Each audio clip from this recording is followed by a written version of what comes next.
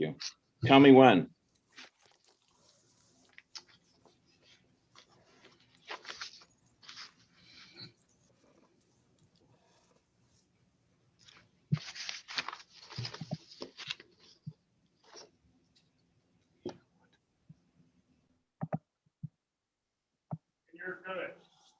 Okay, I want to welcome everybody to tonight's meeting of the Yarmouth Board of Selectmen. It's February 23rd, 6 p.m. And this is a remote participation meeting. So I'd like to read the statement into the record and then take a vote. Pursuant to Governor Baker's March 12th, 2020 order, suspending certain provisions of the open meeting law, Mass General Laws, Chapter 30A, Section 18, and the Governor's March 23rd, 2020 order imposing strict limitations on the number of people that may gather in one place. This meeting of the Yarmouth Board of Selectmen is being conducted via remote participation. All votes during this meeting will need to be conducted by roll call. No in-person attendance will be permitted, but every effort will be made to ensure that the public can adequately access and participate in the proceedings as provided for in the order. Public participation will be permitted by allowing members of the public to join this meeting via Zoom or via the telephone. And comments can also be sent by email to publiccomment@yarmouth.ma.us. I will now take a roll call vote to enter into a meeting quorum. Tracy Post. Aye. Dan Horgan. Aye. Mike Stone. Aye. Chair votes aye. We are now in public session. So what I'd like to do before we go any further is ask folks to join me in a pledge of allegiance. I pledge of allegiance It's to the flag of the United States of America and to the republic for which it stands, one nation, under God, indivisible, with liberty and justice for all.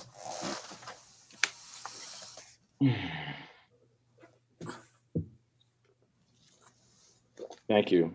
Before we go into public comment, I just want to read a statement regarding public comments, and this has been posted in all of our meetings. And I just want to remind people that under the open meeting law, we are discouraged from discussing topics that are not listed on the agenda. So we're asking the public to therefore not expect the board to respond to questions or statements made during the public comment period portion of the meeting. If there are statements or comments that are made during the public comment meeting or public comment session that people would like us to address, we can bring those up during future agenda items. So without any further ado, I'm going to open up the public comment section of the agenda. So we have Mr. Joe Glynn first with his hand raised. Okay, Mr. Glenn, you have the floor. Hi, Mr. Chairman. Can you hear me? Yes, we can. Joe Glenn, Precinct 6. Just want to comment on your previous conversation because I agree with everybody who spoke for two different reasons. I think you're exactly right. I think it's been clear about what public comment is. I've been frustrated over the years that sometimes you never get an answer or a response in writing or at all to a conversation that you brought up. But I understand the open meeting law and your concern that it's not on the agenda. But your previous conversation technically was a violation of the open meeting law. I wasn't sure if I was the one who commented in the chat because I wasn't sure if you guys opened up the meeting in executive session before you went to executive session and then came back. But that conversation was exactly what you were talking about, Mr. Chairman. But I empathize with the other speakers because I was going to bring up on public comment the conversation that you had previously because I was surprised. I'm speaking as Joe Glynn, but I did bring this up and made the school committee aware because of your conversations asking the superintendent and the school committee that we should be involved in it. I was surprised, Mr. Chairman, at your surprise, because Mr. Stone had expressed concern before. In the fall, I reported that as a liaison to the selectmen, that concern about the feasibility study. It had been brought up in public comment at the school committee by the same person. And I think it should be addressed because, and I brought it up later in public comment on the public hearing for the DHY public hearing. And my response, the response that you addressed, because it was on the agenda, was that there were no concerns about good faith with the town of Dennis. I felt as a member of the school committee that it had been put to bed when Dennis town meeting voted on it. But I empathized with your concern because good faith is good faith. But when I brought it up in the DHY discussion, there was no concern at all. I mean, it was the opposite. The conversation was that everything's going great, the relationship is great, and that was after, if the report was in the fall, or maybe at the end of August, but I think my report was in September. But regardless, I remember several things in regards to the feasibility study. Dennis obviously wanted the new school built. The impression that we got, and we, as I say, the members of the town of Yarmouth, that they were willing to do anything because they believed in the new school. They thought it was financially good for both towns and a good thing for both towns. And that's great. But they wanted it to happen, and the feasibility study money was the least of their concern. So when I heard split, if you take me out to dinner and you say we're going to split it, that usually doesn't mean that it's 65-35. But at least when the conversation went to the 65-35 or whatever that number was, that was the concern. My concern with all of it is what your concerns are, that you guys are making the negotiations with the DHY, with maybe golf relationships because of DHY with Bass River. And if we're not in good faith, the people of the town of Yarmouth need to know whether we're good faith. I think the school conversation is going to be much better. But if we're getting the feeling that the towns aren't getting along on other issues, I just don't want it to be a personality issue. But I was very surprised, Mr. Chairman, that you were surprised because these conversations were all happening. I hope you put it on an agenda in the future, but my concern was merely about the relationship and how the members of the selectmen felt. So thank you very much, Mr. Chairman. I don't expect an answer on it. I just want to know that we're all on the same sheet of music. Thank you very much. Thank you for your comments. Kyle, who else is seeking recognition? We have a Miss Morris. Ms. Morris, you have the floor. Oh, now I think I can be heard, right? Yes, we Yep. can hear you. Yes. Okay, so I'm okay if you proceed with putting the matter on the agenda in the future. And that will give me more time to do a more comprehensive sort of presentation as to going back exactly where everything started and put a middle in it and then the end and see if we can understand exactly what happened that way. So I'm fine with that as long as if you want to put it on an agenda in the future. Okay, thank you. Thank you. Kyle, is there anybody else seeking recognition? Nobody else has raised their hand. Okay, very good. So thank you. The next item on the agenda is a COVID-19 update for the town of Yarmouth by our health director, Bruce Murphy.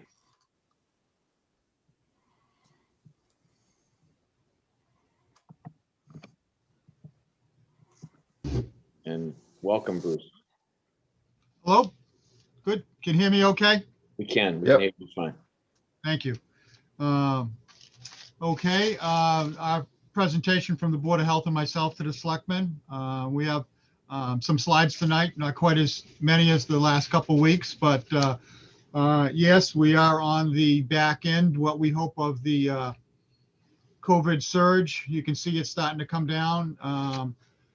You can see at the very beginning, April, March, where we had it, the surge, the beginning of the pandemic, to where it really took off December, January, to where we almost had 170 cases, active cases per day. We are now down to and getting close to 30 cases. So it's really on the backside. Thank you. So overall, from the beginning, we've had 1,087 cases, and now we're down to 26 active cases, which is showing the backside, which is what we're looking for. The 29 deaths remain the same. The community spread through the different villages within town, obviously by population also. So it's pretty well community spread. There is not one hot area that people ask, is it a particular area or a store or a nursing home? No, it isn't. This is individual cases. We do not have any large cases in any of our nursing home, which was most of them have already received their first and second doses of vaccine. Thank you. I know we like looking at this one. I know Mike likes looking at this one to see where all our ages are. And as we can see, the last two Fridays is where we can compare them. Then we just comparing them from Friday to give you the most updated as of today. But you can see still our highest cases are still in that age 50 to 59 age group.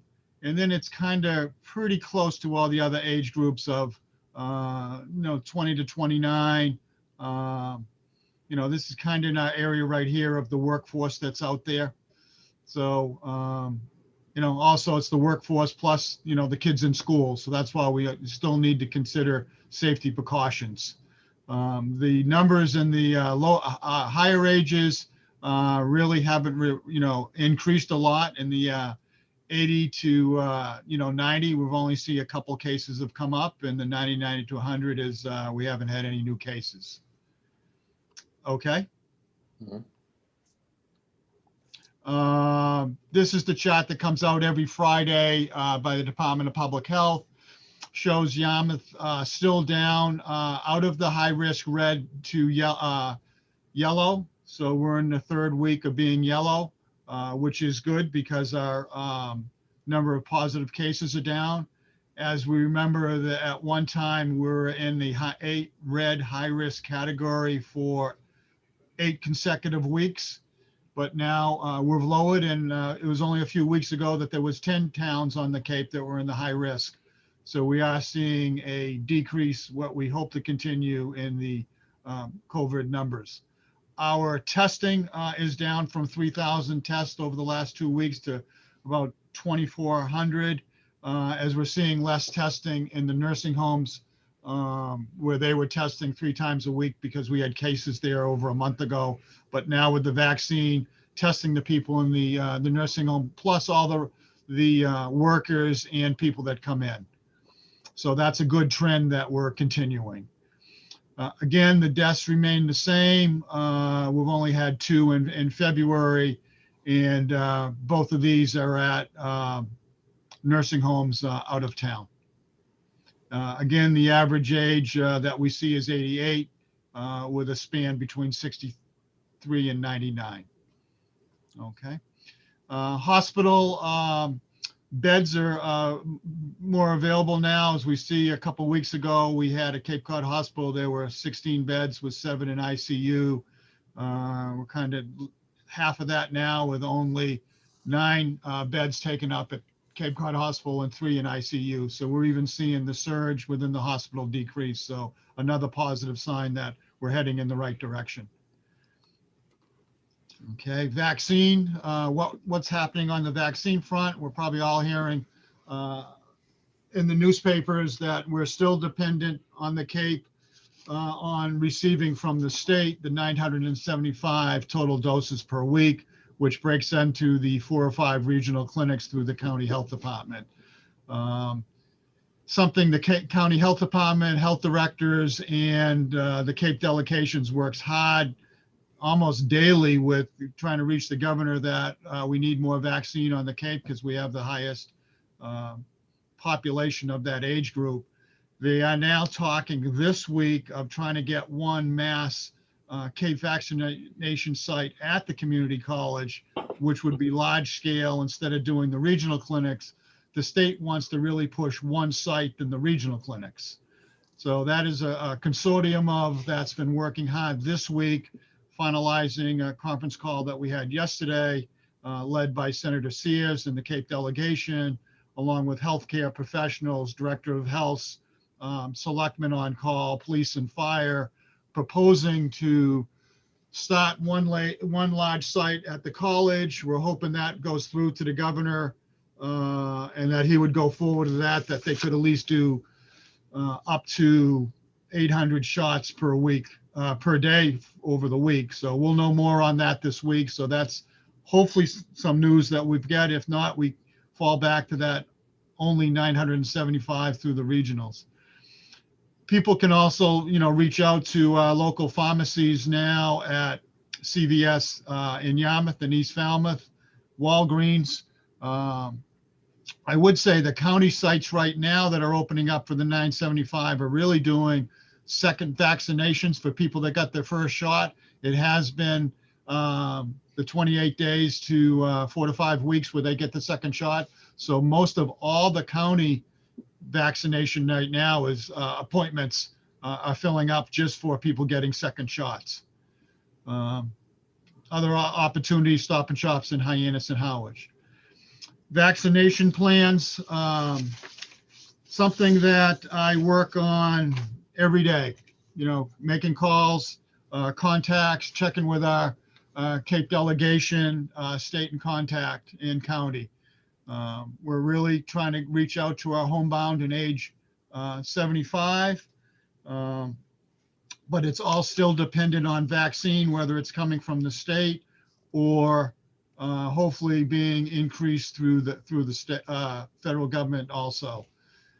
Currently working with Harbor Community Health Center in Hyannis on vaccine, along with Outer Cape Community Health. I've been working with them on a very frequent basis, and Harbor Community Health Care in Hyannis, it looks like we're going to be able to reach out to some of our age 75, and we're hoping to get some exciting news towards the end of the week on that. VNA still does not have any vaccine available for their homebound people when they reach out to. So when that becomes available, we'll be able to work with VNA. But whoever gets the vaccine, should it get to the community health centers first and they have additional vaccine to reach out within the community, we'll be doing that. So that's conversations that I talk to VNA each week. Another new exciting group that's come out over the weekend is Last Mile, is a group that's provided homebound vaccination, mobile vaccinations. They've done it in Quincy and other parts of the state. They're looking to possibly have a pilot program on the Cape. I've talked to them, offered Yarmouth that would be more than willing to work with them in our senior center to get that going. So we hope to have some more news on that. I'm in touch with the senior center, Diane Kane up there on a daily basis, that she's working on keeping a list of people that are all ages, but in particular 75 and above and homebound. I know they had over 80 calls yesterday up there. She's working on getting 4 phone lines put in. So as we become more accessible to vaccine and working with a couple of these community health centers, that we can keep up the calls coming in. Also working with the Meals on Wheels, their numbers, so we can reach out to them. A flyer went in with all their meals so they could reach back out to the senior center. and working with our police and fire department. Obviously, the police department that has the neighborhood watch groups that they know have a feel what's out in the community. So I think we're really reaching out every day onto that, and we're kind of exciting that hopefully we'll have some news towards the end of the week with one of the community centers. Notifications to residents, everybody wants to know when it becomes available. How are we going to know? Through our town social media platform that Kyle puts out, we'll be sending that out. Message board signs, the county helpline, the code red calls, channel 18, Cape Cod Times. It will be out there. Hopefully we can start a little at a time, but as more vaccine becomes available, it'll be well publicized. So there's quite a few people that we need to reach out to. So it will take several weeks or a month to reach out to as many people as we can. As we know from the next slide that we have over 4,300 people just over age 75 in Yarmouth that we need to reach out to. We're maintaining a list up the senior center, and we'll reach out to them as much as we can. Now with the governor open up down to age 65, there's a lot more competition for vaccines. So we're trying to, at least within Yarmouth, reach out to our age group 75 and older as much as we can. Vaccination clinics, people, it's very difficult. The state websites are not very user-friendly. People are probably doing better on some of the independent sites that are out there, but the mass immunization sites is still, to go for it. I know people just go all times a day and just keep refreshing. So as more vaccine becomes available, that's what they need to do until we can get more on the Cape level here. The other way they can call is the state 11, and I know that gets flooded out. As we know, when they went to age 65 last week, that site crashed, and they're still getting quite a few calls, but you can also reach out to there to look for appointments. As I end with my last couple slides, the state is very frustrated, officials, and trying to get Baker to get more vaccine. And we're hoping with that consortium that I talked about earlier, getting up to Baker, that we can get a site down here. Going back, oh, you went right past it, Kyle. Come back one little. My frustration talk is I did talk to Channel 7, had to slip this one in here with the nice background. Appreciated the fire department having it there for a live background that we did hear quite a bit, making our case on the Cape, and myself, that we're doing it all as we can to get that message out. So I'll end with the last slide, Kyle, that as we asked for a question, the county vaccination helpline is available and staffed during the week, and they're very helpful. And they're also taking hundreds of calls a day. So just be patient on getting that, and they can assist people when more vaccination becomes available. So thank you, Mr. Chairman and board. Thank you, Bruce. Let me go to the board. Tracy? No, again, thank you for everything. I'm very happy to hear that there's potential movement in that regard, because, Yes. surely we need it. Everybody that I talk to keeps talking about, you should do this, we should do that. Like, we're willing to do whatever it takes, but we need the vaccine. People need to understand that it's not on our end.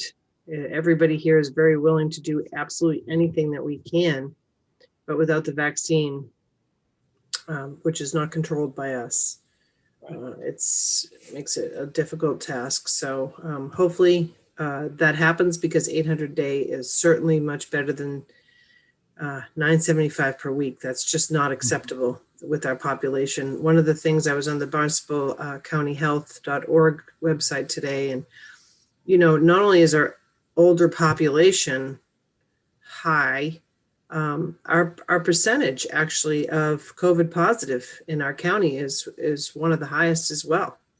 So those two things together, besides all of us doing everything we can to try to explain this to the governor, I feel like they need to be educated, because for them just to say, drive to a mass vaccination site is just, it's absolutely impossible for some people to do. And I know there's a lot of fully vaccinated people out there that are willing to help and willing to drive people, and to the extent that we can coordinate things like that. And I know we talked about some things last week. If they can't get it here, we got to get people there. Just all those efforts, Bruce. I know it's extremely difficult. So we got to keep the pedal on. We got to keep the pressure on. We got to have some change.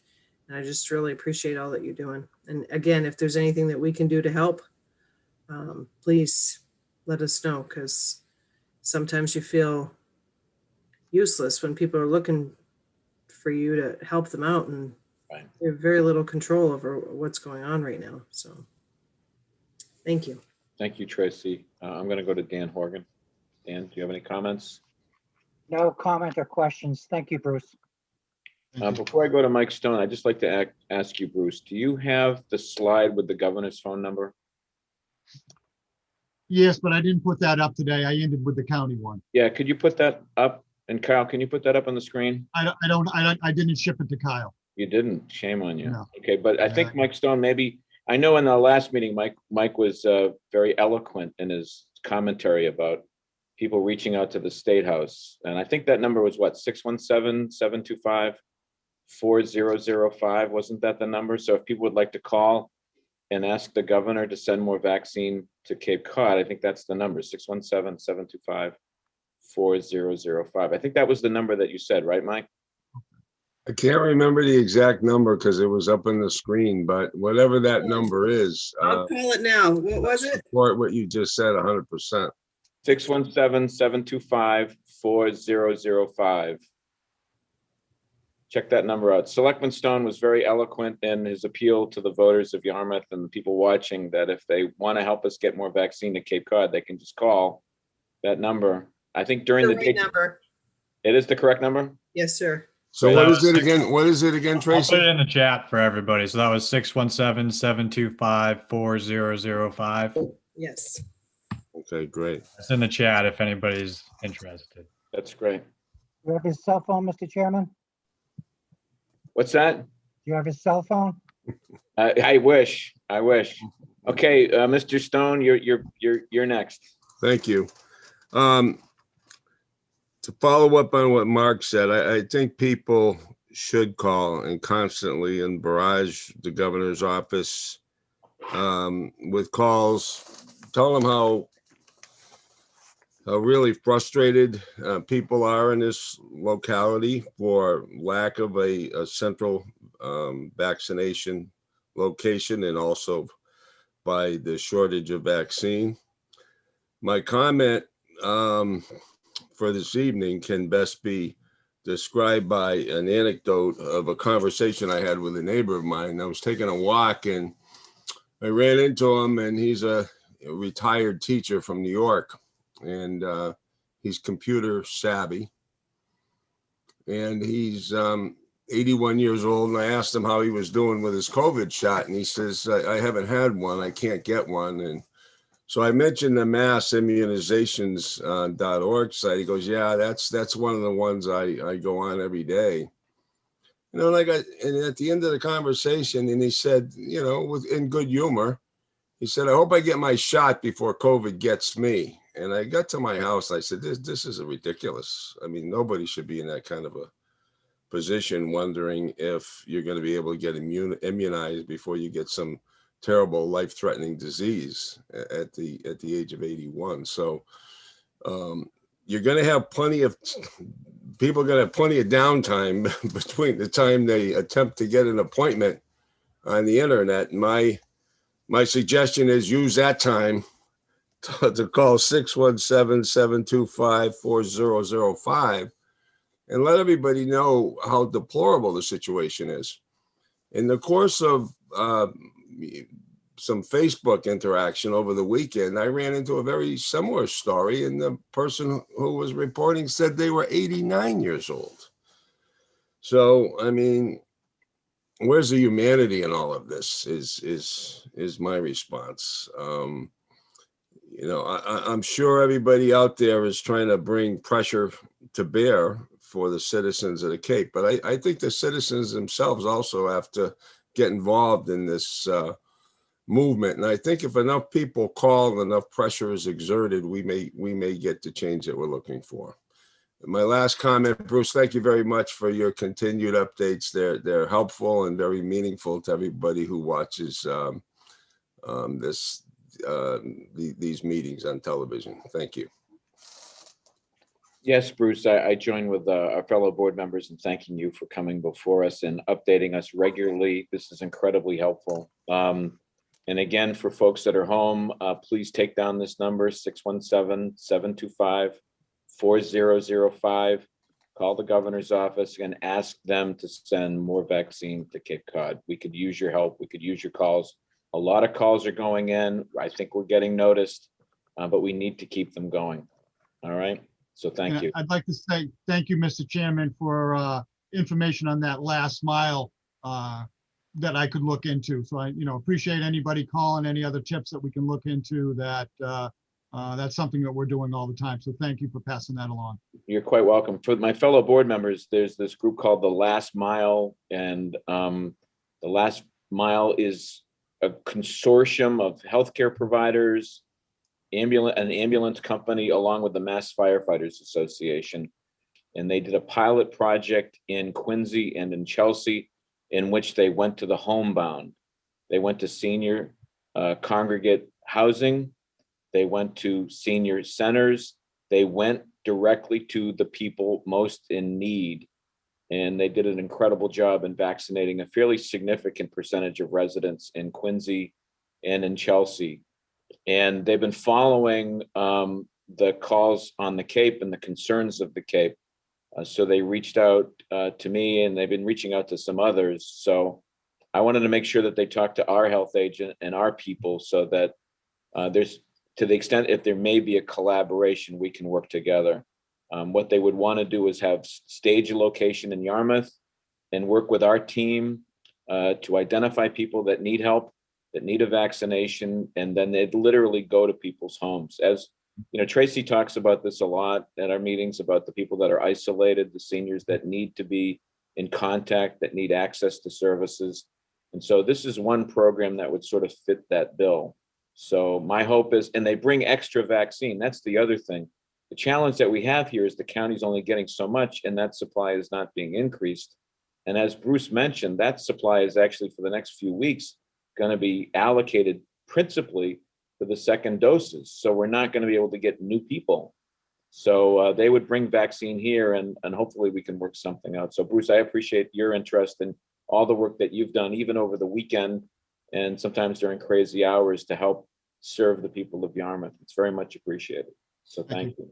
One more point. I know I shared it with you before, and I shared it on my Facebook for any veterans that are in the VA system. The VA Bedford, which is up close to Hanscom, it doesn't solve many problems because obviously it's far away still, but it's been very easy. My husband got a shot there last weekend. He called 781-687-4000. They set him up both shots, no problem. They've been doing, I think, 500 every single day, 7 days a week up there. So it's for any veteran in the VA system over 50 years old. So, and they are ahead of schedule. They've continuously dropped their age because they've been successful in getting shots out. So that's, again, it's off Cape, but for any veterans that are in the VA system having a difficult time getting a vaccine, call 781-687-4000. That's very helpful information. Thank you. And if you're still there, Thank you. Thanks, Tracy. I know Bruce has been working on a transportation system. Maybe there's a way to connect the information that Tracy's pulled together. If veterans can get reservations and get set up there, maybe we can have a transportation service that can help people get up there. Because I know Cape Destinations has offered to transport people. I know there are others that have offered to transport people. The RTA has offered to transport people. So we have a number of service providers. Maybe there's a way we can create a point of contact for our veterans and those that are able to access vaccine. If they need a ride, we can get them up there. Because I know there's a lot of folks that probably, taking a ride's a real problem. But that may be something worth exploring further, Bruce. I think one of the problems with these mass vaccination sites, I'm sorry, Bruce, is that, it's very difficult for them to navigate once they get there as well.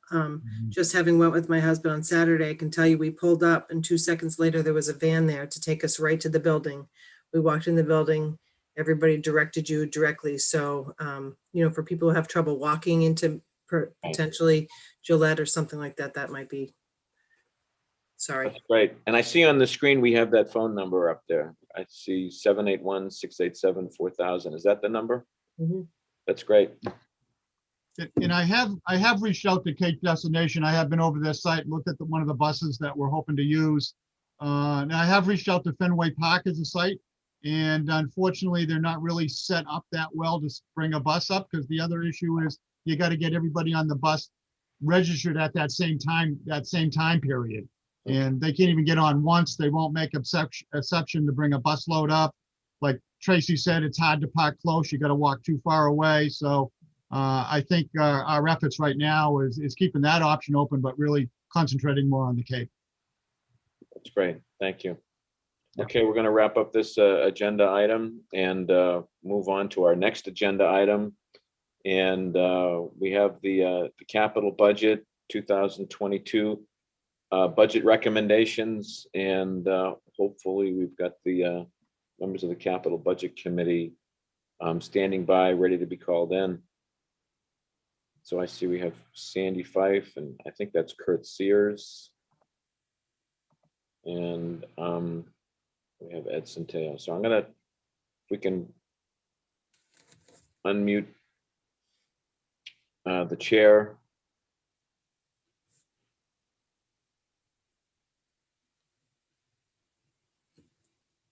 Kyle, can you, would it be possible to unmute these folks? Video wise? I believe they will have to do that themselves. Okay, very good. Well, typically when we get to this item, there we go, the chair, Sandy Fife. Welcome. Welcome. Thank you. Good to see you again. And you too. And so we're here again tonight. We came before you in December and presented our preliminary recommendations at that time. Since then, we've been asked to go back and look at our recommendations due to shortfall in revenues. And thank you, Kyle.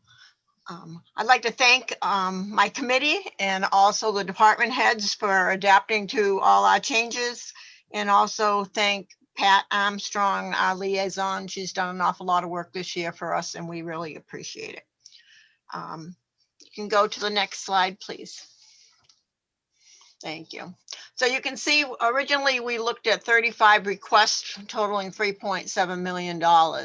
And we came before you in December and made a recommendation of $6,012,507. Many of the items were from the levy. And as I said, we were notified that funds are tight this year. There may not be any room in the levy, and that we may have to look at free cash for quite a few of our recommendations. But we also realize that free cash is also tight. And so we went back as a committee and we looked at each item. And as we move forward in the presentation, you'll see that we've ranked these items by priority. So the major change, as I said, is no items from the tax levy. The committee does recommend, though, that as soon as budgets are stabilized, may not be this year, but as soon as that, we reinstate the $1.5 million from the levy for capital, as we have seen it in the past few years, and also for roadways improvements. That's our recommendation moving forward. But we understand this year that that can't be done. Okay, can you go to the next slide, Kyle, please? So these are the recommendations we have from other financing sources, whether it be the ambulance account or from the water retained earnings. The first group of items for the fire department that we're recommending total $989,000. In that $989,000, there will be $500,000 from the ambulance fund and $489,000 from overlay surplus. And as they've done before, the ambulance fund would pay back the general fund that money over the next few years. So those are the items for the fire department. For the water department, no change from our December recommendations. We recommended all 5 items for $955,000. That we went into a little bit more depth on each one of these at that point, but we have not made a change on that recommendation. Okay, you can go to the next slide. This is these are the items that we have ranked in order of priority. Each committee member had a vote, but as I mentioned in December, almost all of these items were deferred from last year. So this is not the first time that you'll be seeing them. There are a couple new items that we talked about. The patrol boat engines were new to this year, the work barge motor, and the portable safety radios, the security cameras at Flax Pond. But the majority of them you see from last, they were deferred from last year. And so these are our top ranking. We're not sure when, we have not seen final revenue numbers, and I know you also don't have them. So you may not be able to go all the way down to number 18. You may only have enough money to go down to number 11, and that you'll find out in the next few months on how many items can actually be funded.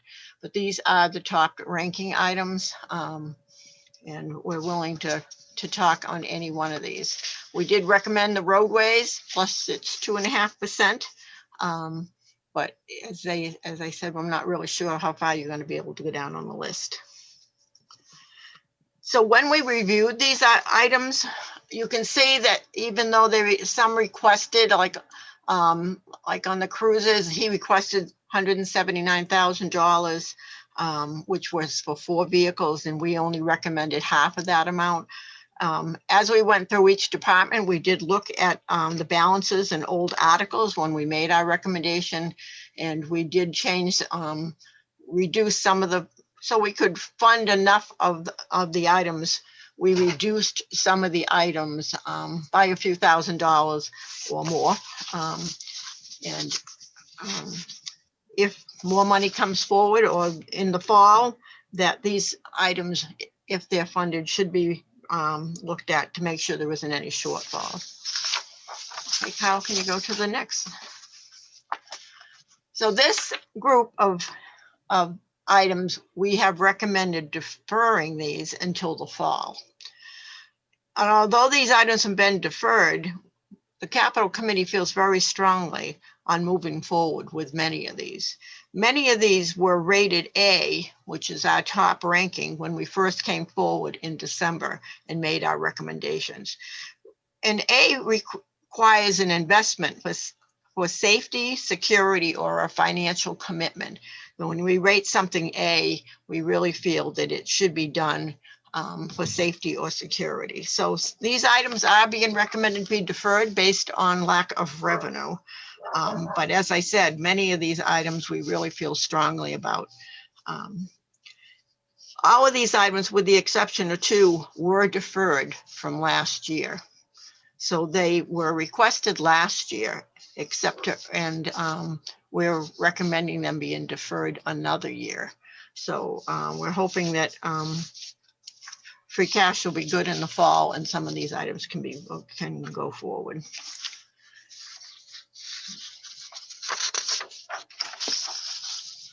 This is the same 5-year plan that we presented to you in December. We have not modified it. And this 5-year plan is based on the original requests that the departments have requested. And if when we find out what is really going to move forward at the annual town meeting, we really need to go back and look at this and update it, because as I said, this is just based on 2022 requests and looking forward to the next 4 years on what they may possibly want. But the 10-year capital plan, as we spoke about in December, basically takes projects from the 5-year plan that are over $1 million and just puts them into a list to give you an idea of projects that have been talked about, but they need more vetting and more discussion on each one of them. The list does not include projects like Mattakey School or the New Tech School or the DPW. So it's just an estimated list based on the department's 5-year plan, but the items are over $1 million a piece. We had a lot of discussion on coastal infrastructure repairs and improvements at our last meeting, and you did ask us to look at that. And we have started meeting on that. We have met with Kyle from Natural Resources and also with Ed, and we'll continue to work on that over the next few months, and hopefully we can make a recommendation in the fall on funding some of those large coastal infrastructure repair items. So we always talk to you about our challenges when we come before you. But I think this time our biggest is it's not so much the challenges that we've spoke about the last couple of years, but it's more the funding availability and the unknown in September as we start our review. When we understand a lot of it, it's not within your control. State and local aid numbers are not available, but it seems like we go through the routine capital, not knowing what the funding is or with inadequate funding. And we make our recommendations and then we have to go back and make our recommendations again. And at this time, we know that with COVID and nobody has the answers. But it would be if we had some type of known amount, even if it's not as large as what you usually give us, it would make our review much easier. So the committee, once you do realize what the final numbers will be, would be glad to go back and make a final recommendation and looking at revenue expense numbers. So that's all we really have for you tonight. We're ready to answer any questions that you might have. Great. Thank you, Sandy.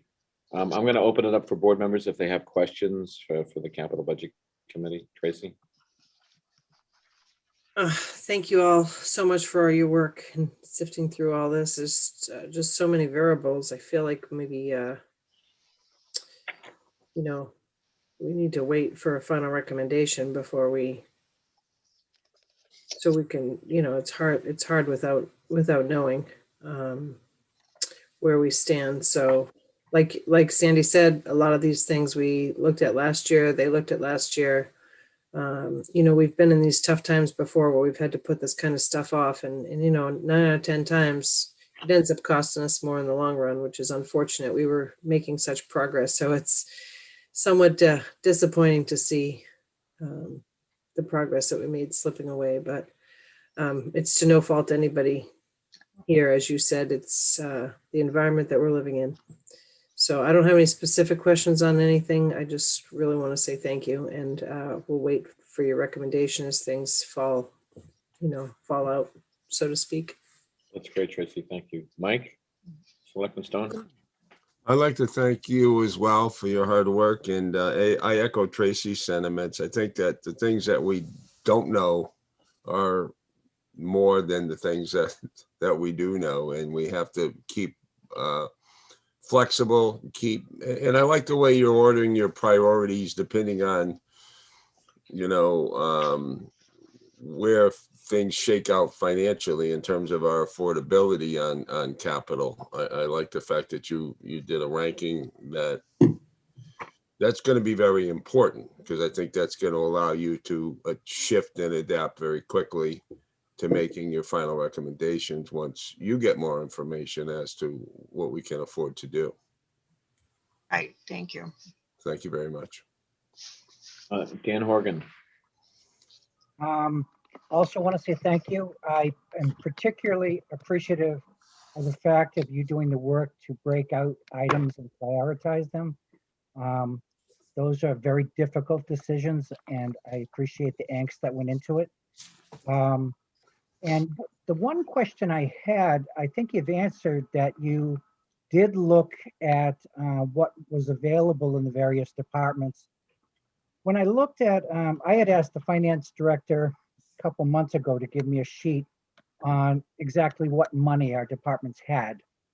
And so when I was looking at that and looking at your list, I was surprised somewhat to see that the police department has 33,000 already unallocated for tasers, and you're asking for 33,000 more. They have 20,000 for radio system, and we're asking for 81,000 more. DPW has $1 million for roadway, and are asking for $1.3 million more.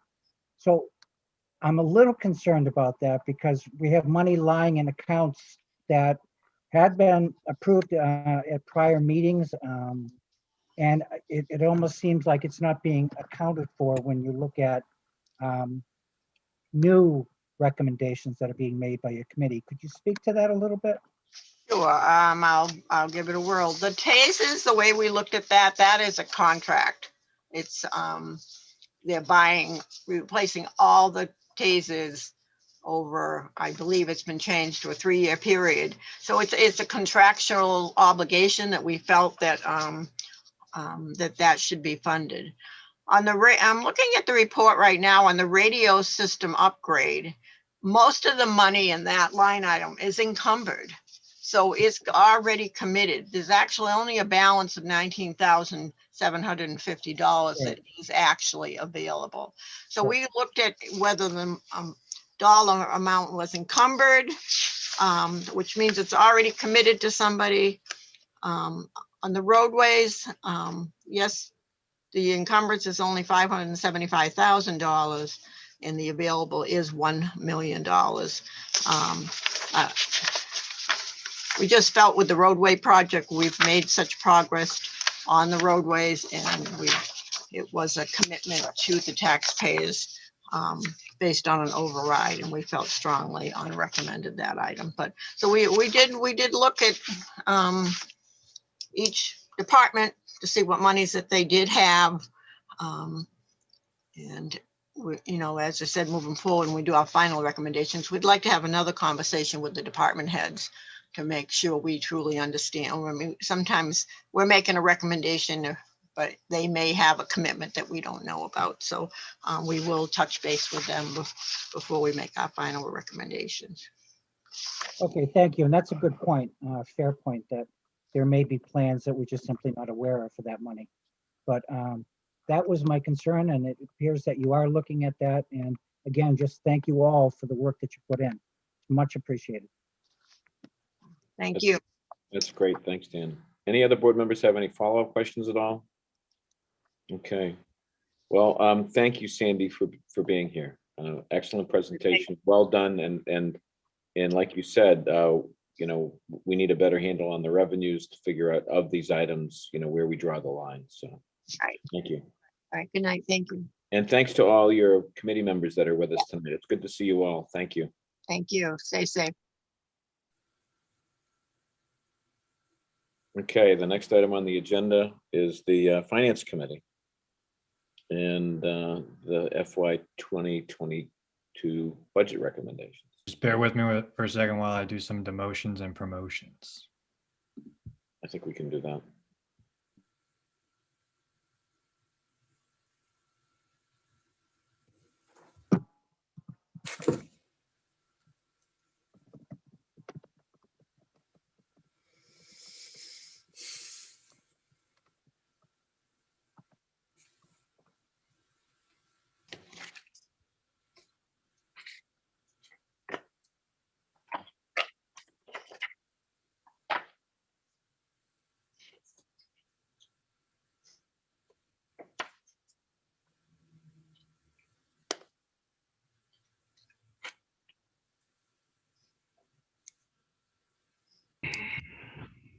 Okay, very good. I'm going to welcome Chairman Gardner and other members of the Finance Committee. Welcome.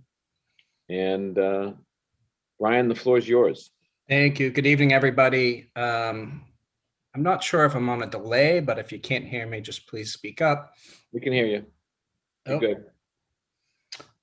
There we go. So I would like to start off by just thanking the members of our committee who have put in an unbelievable amount of time and effort via Zoom, our favorite new thing to do. Stephanie Cox, our vice chair, Sarah Coles, who I think is here, and Stephanie as well. Nate Ladley, George Perkins, Jack Moylan, and Robert Chavara. I don't know if they're on the call or not, but I did want to thank them.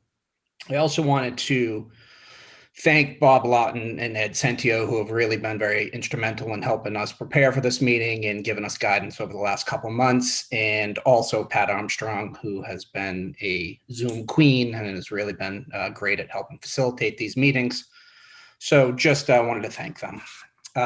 So we're obviously here tonight to comply with the Yarmouth Charter Chapter 7-2-1, which states in part that the Finance Committee shall present recommendations for next year's budget to the Board of Selectmen no later than February 28th.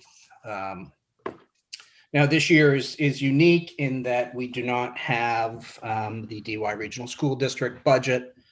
I believe that will be coming in March, hopefully. So that has kind of put us in a situation where we really weren't capable of voting on any of the current budgets because we didn't know what was going to happen or how they were going to change once we get the numbers from the school system. So that is what it is, and we'll address that. The budgets that we did review, most of them complied with the Board of Selectmen's fiscal year 2022 budget guidelines. Cape Regional Tech was the notable exception. They have 22 new students coming from Yarmouth, and that's about $373,000 increase over the Prop 2.5 guidelines. So that is the big one. There's a couple other small ones, or maybe not small, but smaller. IT had a $207,000 overage. I'm not going to go through them all. Property and casualty was about $100,000. Health was about $60,000. OPEB was about $75,000. So those are some of the more sizable overages. But I'd like to skip this next slide and go on to that in a few minutes. So not the slide, the bullet point I meant. So if you can go back a slide. There we go. So aside from the Cape Tech, which had the 22 extra students, which brings us the extra $300,000+, the IT budget was a little bit higher than normal, to about the tune of about $207,000 odd over level funding. And the real reason behind this, and I think it's very important that they do this, is that they're going from a capital expenditure to an operating expenditure. So really what that means is we're not buying software like we used to. We're using cloud-based software. So we're going to a subscription model as opposed to purchasing and then have an outdated software that we need to buy again and again. We're going to have up-to-date software in our tech department, and we're going to be having service fees as opposed to purchase fees. So it was a little bit higher, but we think that's the way to go and the smart thing to do. The next bullet point talks of, we did, again, Cape Tech had more students, but also DY, the DY Regional School District has had more students coming in from the town of Yarmouth and through people moving in or whatever. And that's obviously part of the reason why the budget is a little late in getting to us. But again, we hopefully will have that in March, and then we'll be able to make further decisions on the existing or other budgets. As far as we had sufficient retained earnings in our special revenue and enterprise funds. The enterprise funds is golf and septage.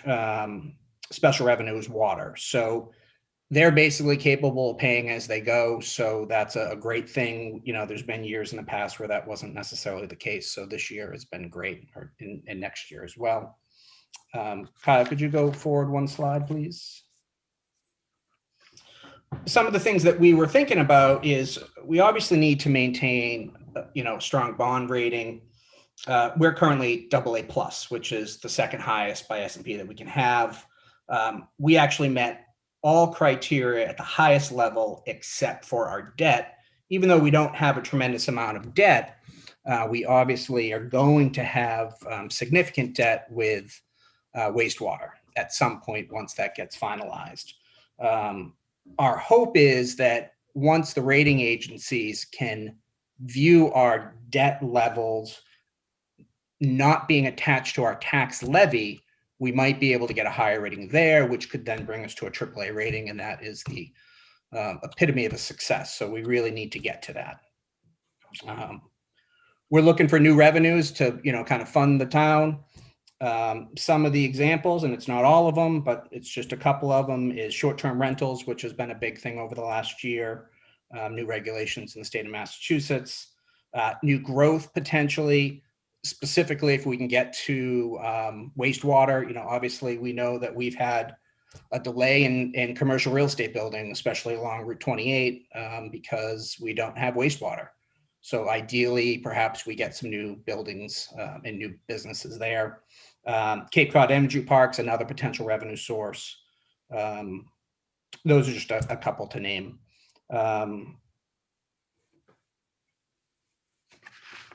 see if I just want to skip a couple bullet points here.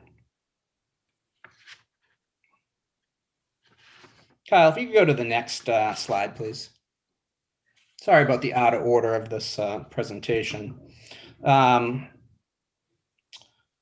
So we would like to just talk about how we think the caliber of the town leadership is fantastic. We're going to have a new town administrator ideally coming in soon. Staff has been fantastic. I know specifically with our board, they have done a great job and been very helpful in getting the things that we need to do in order to do what we do. And of course, the volunteers have been spectacular. I know how much difficulty it is to do what we do, especially during this trying time with Zoom. I know myself, it's hard to sit at a desk all the time. I never thought that I'd be wishfully waiting to be able to sit in one of the rooms waiting to be called for, what seems like hours, but I'm looking forward to that. Our town is staying current with our technology, as the IT budget's talked about, $200,000 over. Public safety is great. Health services are good. We have a very age-friendly community focus in our town. We do have an elderly population. Conservation and environmental focus is important, and we're trying desperately to serve the underserved populations. I would like to now, Kyle, if you could go back to the second page of the presentation, Finance Committee overview. There we go. So the third bullet point is the budget financing resources. So what this really means is, what do we need to do in order to balance the budget? And what do we have as tools at our disposal to do so? We have the 2.5% increase. We have that. We know that. We have new growth. We have free cash. We have available funds, which could be the capital stabilization fund. And then we also have old articles on the books where money's sitting in a department that perhaps we could use that as opposed to asking for new money. We really have to go through that and see what's available. We could potentially use short-term rental money to help fund the gap that we're going to have once we get the school budget. It's not something we'd want to do long-term, but it is something that is a tool that we have at our disposal. Speaking specifically of the free cash component, capital just presented, it looks like about a $2.5 million ask. We have roughly 3.2 million in free cash. That gives us about $700,000 that we could potentially use to fill some of the gaps once we find out the budget, once we find out the DY budget. I think once March comes, we will be back in front of you folks, I believe, to make our final recommendations. Again, we haven't been able to take any votes on any of the budgets because we don't have all the right data. So as soon as that's done, we'll be back in front of you and we'll have hopefully the votes done. And that is all I have for you. That's wonderful. Thank you, Brian. Appreciate it. I'm going to just ask if there are board members that have questions. I'm going to start with Mike Stone. I have no questions. I just want to thank members of the committee for their work and as I stated to previous presenters, there's a lot of unknowns here, and we have to wait and see how the revenue pieces fall before we can really make any pointed strategic decisions on the budget. So you all seem to know that and are staying flexible and waiting for that information to come in, but doing what you can in the meantime. And so that's much appreciated. Thank you. That's great. Dan Horgan. Like Mike, I just want to say thank you. The amount of time that this committee puts in is quite a bit more intense than most of our committees in town.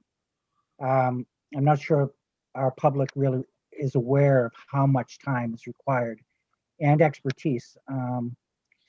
We have a great background here in this committee, and I'm so happy to see the fact that we've lowered the average age but on the committee significantly. And it's important, I think, for other young people and professionals in our town to see that young people are getting involved and are starting to let their voices be heard in town government. And I'm just so excited by that component by itself.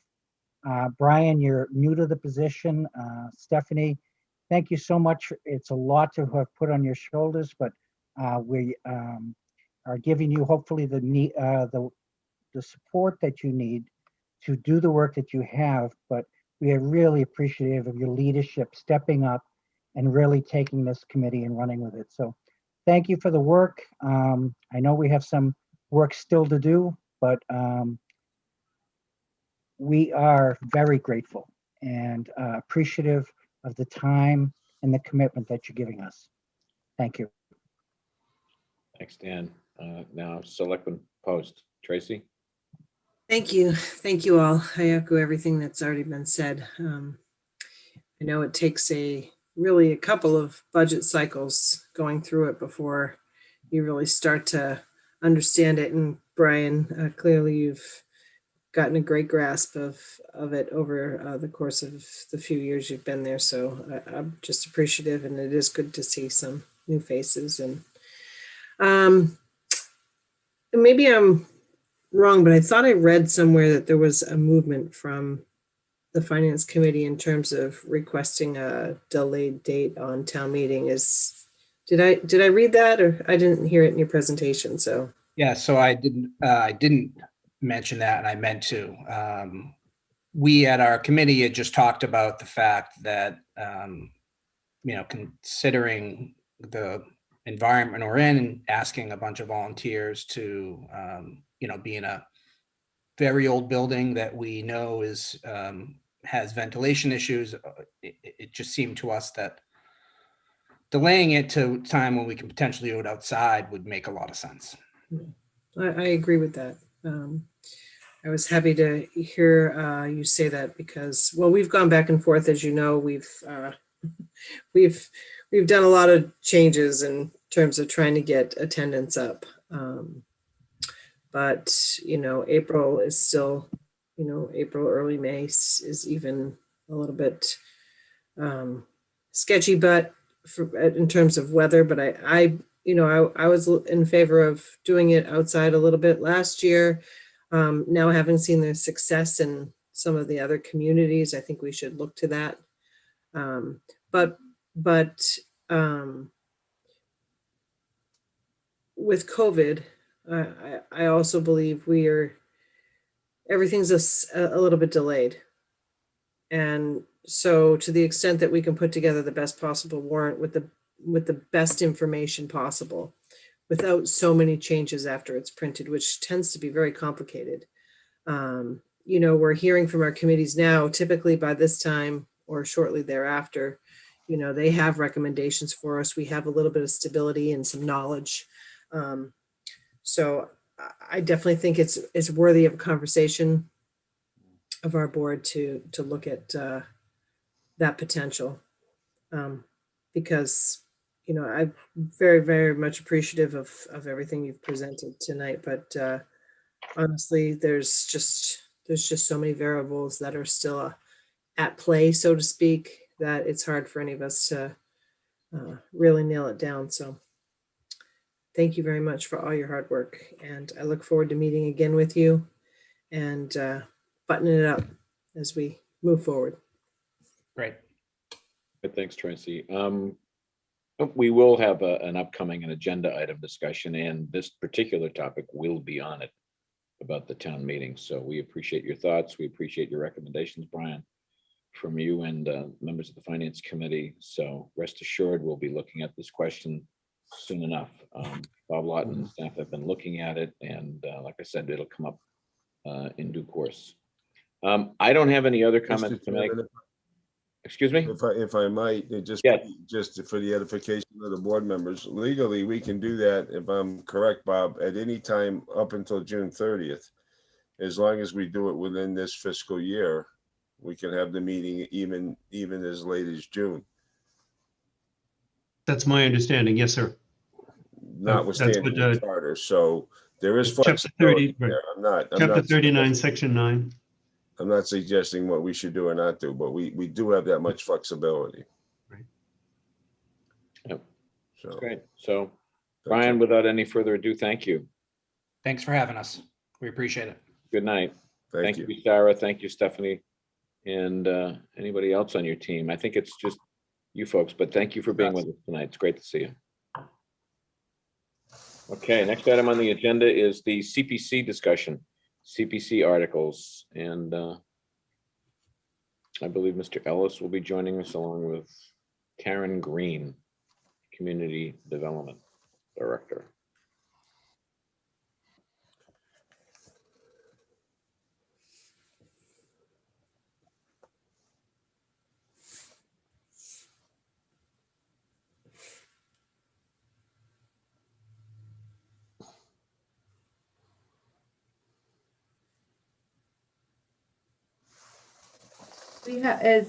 Can you guys hear me? Do we have Gary on here too? I have no idea. That's what we're waiting for. Let's see, is- Gary. Karen, I assume he's under the Yarmouth Community Development account. Oh, I believe so. He's in room A. So I believe he's on. Okay, thanks. And Kyle, you were gonna let me share my screen? Yeah, you should be able to. Oh, I can do that already? Yep. Hold on. Oh.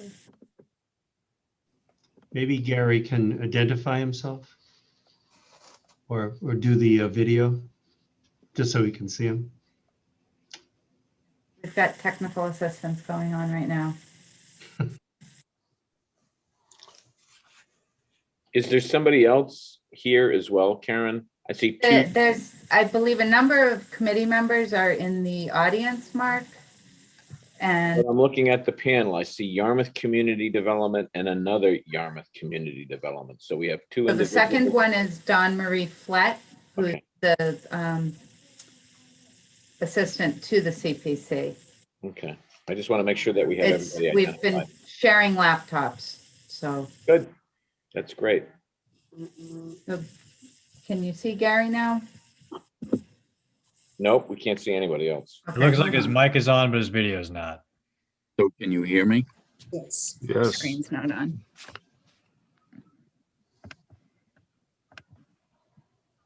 There you are. Okay. So they can hear me, right? Yes. Hi, Gary. We can Hey. see you too. How are you all? Good. Nice to see you all. So. All ready? So I'm Gary Ellis. If you can hear me, I'm chairman, obviously, of the Community Preservation Committee. We have 9 members. Myself, Christine Margliazzano, Debbie Clark is our new Recreation Committee, Elizabeth Hartsgrove from Planning Board, Paul Huggins from Conservation, Tom Kelly is another at-large member, George Slammer from the Historic, Nathan Small from Housing, and Marianne Walsh from the Housing Authority. So Gary, are these folks with you tonight as well? I don't know who else is on here. I am at Town Hall. Anybody who, But I has been just told- want to acknowledge the fact that there are probably a number of folks that are here that have an interest in this particular discussion. And I just want to make note that if some of the folks in the waiting room or following along we can call people up if need be as this presentation unfolds. I think a number of our committee members are here as panelists, but No, we only have as panelists you and that's it. I believe So Christine is here, but yeah, but what I'm saying is that there are a number of people that you have with you that are interested in participating. We just don't know them. So Mr. Chairman, yeah. Kyle does have a list of folks. Okay. Keep an eye out for in the audience. So if you'd like to promote them, and if they're here, we could ask Kyle to do that. And if you're just looking for committee members, I think it's just Christine Merzigliano is the only other committee member who's here, so I could promote her if you'd like. And that's entirely up to the CPC if they'd like to do that. I'll leave that up to them. I say Christine should be promoted. She has to. So okay. So if you can do that, Kyle, that would be great. Yep, all set. Thanks, Kyle. Welcome, Kyle. Okay, please proceed. Okay, the fall town meeting voted to adopt the $100,000 exemption on residential and commercial property in conjunction with the adoption of a 0.78% wastewater infrastructure investment fund. To take effect, a ballot vote will need to occur, which would happen in our town meeting. Exemption equates to $500,000 plus or minus and covers residential and commercial properties. The exemption is commonplace in off-Cape communities that have adopted the CPA.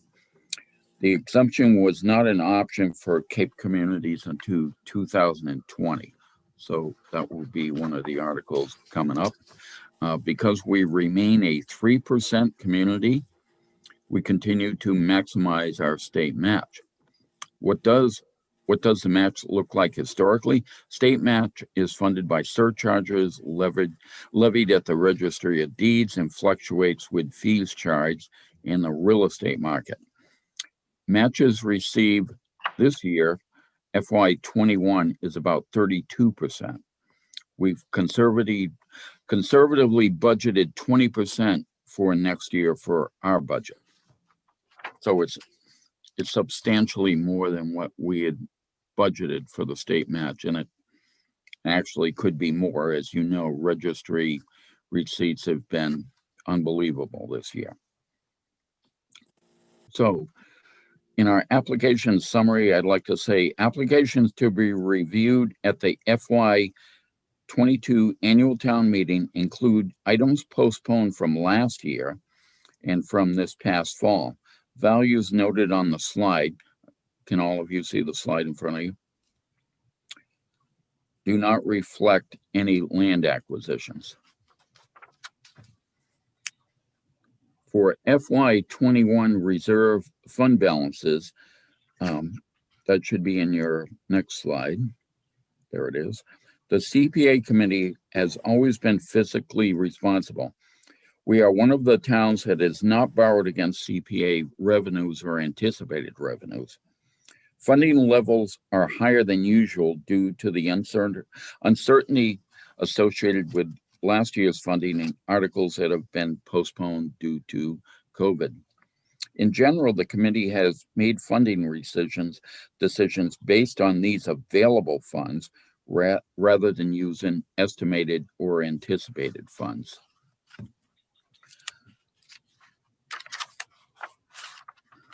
I think you have a spreadsheet in your package that what you can look at, and you will turn that. So at this point, we're talking about our housekeeping articles. So I'm going to turn this over to Karen Green, who can explain the actual financial aspects of this. Karen? Thanks, Gary. So this year we have a article that's a little bit different from previous years. We have 2 receipts that the town has received from CPA, from outside sources to offset costs that came out of CPA. The first is a $400,000 park grant. Park is the parkland oh gosh, I can never remember. Parkland and recreational, it's the, oh my gosh, I don't have it written down. I'm sorry. So that's a $400,000 grant that we got from EOEEA for the Yankee Village project, where we acquired the motel and we're working on building a park.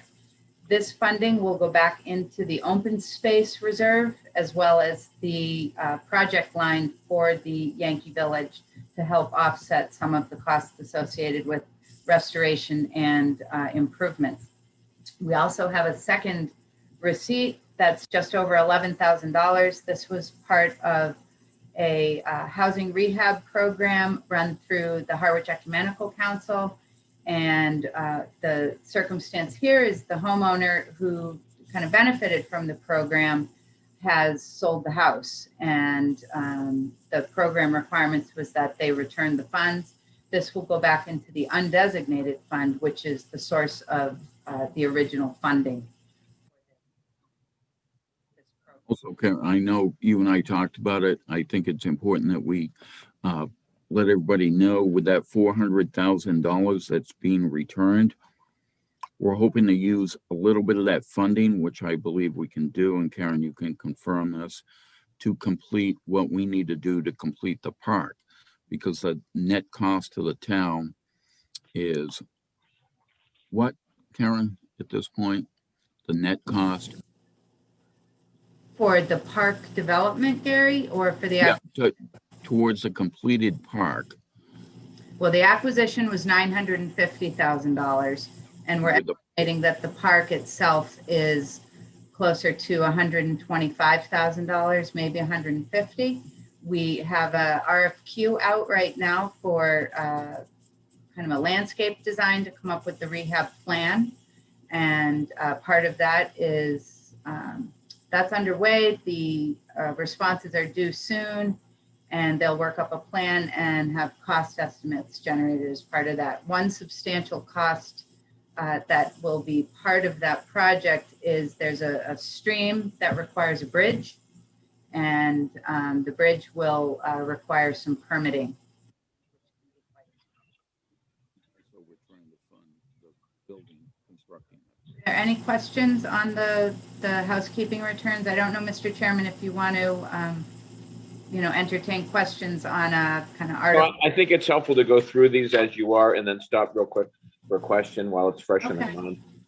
Do any board members have any questions on this particular slide? Hearing none, please proceed. Second housekeeping article is, Go ahead. You're going to explain the housekeeping article. The second housekeeping article is more traditional in terms of what folks are used to seeing. What we've included on the slide is just the two scenarios. We have the 3%. We have the 3% with the $100,000 exemption. That's in the shadowed gray. And that is, these are the amounts that the CPC has budgeted based on these figures. Revenues here are based on the FY22 levy limit, including just $400,000 of new growth. We take in the receipts, local receipts. We have the match. This was the 20% that Gary mentioned earlier, which we budget conservatively. So we are estimating total FY22 revenue at $1.7 million. Historically, we've allocated the 10% minimums to the three legislated buckets, if you will, for affordable housing, historic preservation, and open space. We also use this article to budget the 5% that's allowed for administration. Any questions on this one? Any board members? Okay, go ahead, Karen. All right, and then I'm going to turn it back to Gary because we are into the more programmatic set of applications. So what I'm going to do, Mark, is go through it the way we do. We lost you, Gary. We lost you. We can't hear you. We're going to have to figure out a way to get you back on. We can see you, we just can't hear you. Back on in a There second. you are, now There you go, you're good. You're good. Okay, I'm gonna explain it, Mark, in the way we do it at town meeting, which is where we put all our articles into the 4 buckets. So the first one would be the affordable housing bucket, which we introduced at town meeting as 1, but we have 4 affordable housing applications were received for a total request of $709,000. CPC has approved this full amount for town meeting consideration.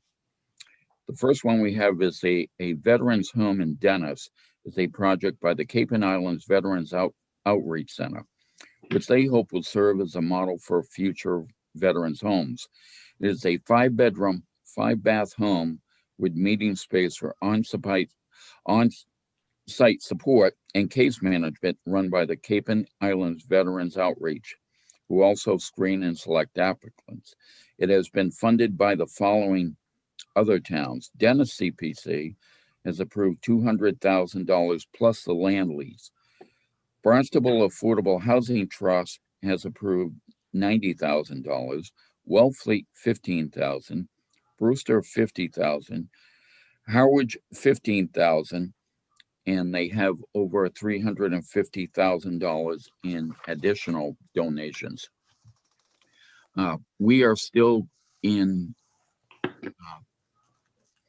talking with them about what we're going to fund and how much we are. So we've already voted to bring it to town meeting. We've been in negotiations with them to try and come up with a figure that doesn't include anything. We were animate about this, that was not reimbursing, because CPC cannot reimburse for something that's already done. So we're in negotiations with them about coming up with items that are still yet to be done. The housing is complete. There are people in the house now, but they still have some more work to done. So I can't tell you exactly the dollar amount on this, but we're working on this in negotiations with them now to try and come up with a figure.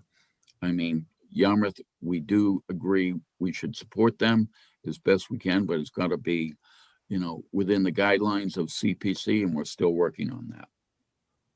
So the Affordable Housing Trust is our second one, supports motel redevelopment, buy down home ownership, the townwide rental program, and the ready renter list. To date, it has created 140 new housing units, preserved 8 existing units, and supported 30 households. 81 units are planned for the coming year, including Yarmouth Gardens, Veterans Housing, and a number of other initiatives. The Affordable Housing Coordinator is also funded through this program.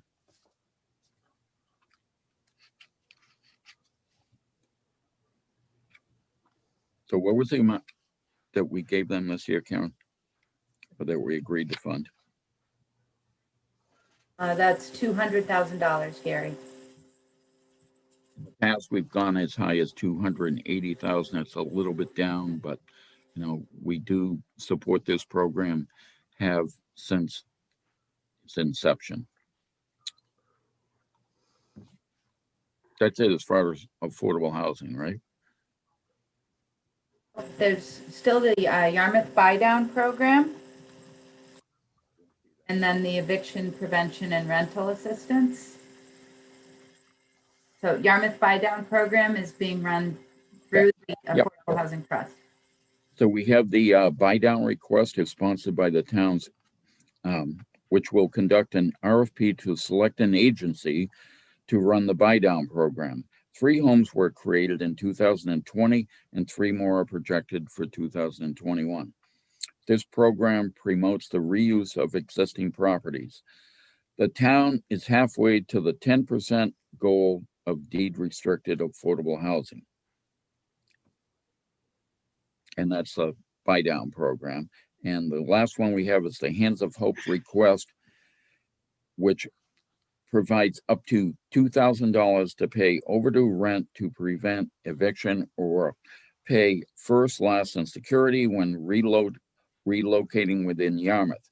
Hands of Hope also receives ongoing funding from local churches, individuals, foundations, and businesses of approximately $21,000 a year and works closely with the Board of Health. Very good. So- Any questions? Are you done, Gary, or should I? No, that does it for the 4 housing articles. Let me ask the The- board members if they have any questions. I see Tracy's raising her hand. I do. I have a couple questions. First of all, I'm really happy that we're supporting Dennis's initiative with the veteran home in hopes that someday maybe Yarmouth would be able to duplicate their efforts and create something of the sorts here. But I did hear you say in the Affordable Housing Trust that it was for veteran housing. Was there an application for that or something that you can elaborate on? No, the veterans housing was totally. Gary, you're muted again. We Okay, lost yeah. you. We can't hear you.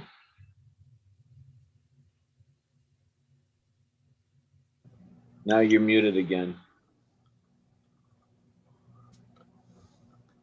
Can you hear me now? Yes, There we you go. can. But I'm at the town's computer, so that's why. So anyways, no, the veterans housing is solely for the Dennis project. In our discussions with them, they plan on doing more. We encourage them to try and do a Yarmouth project. They're looking for land in all towns all over. It's a great project. They actually opened it then. I think they opened on Friday. Yep, last week. Yep. Perfect. So Okay, I I- thought you had mentioned it in the Affordable Housing Trust that you were looking to create it with that, so that's why I was asking. No, that's not. It's a separate article. Okay, perfect. And Can- I guess I'm a little bit concerned this year with the buy down program. You said last year we created 3 units. Do you know what the dollar amount was that we had to subsidize a new unit?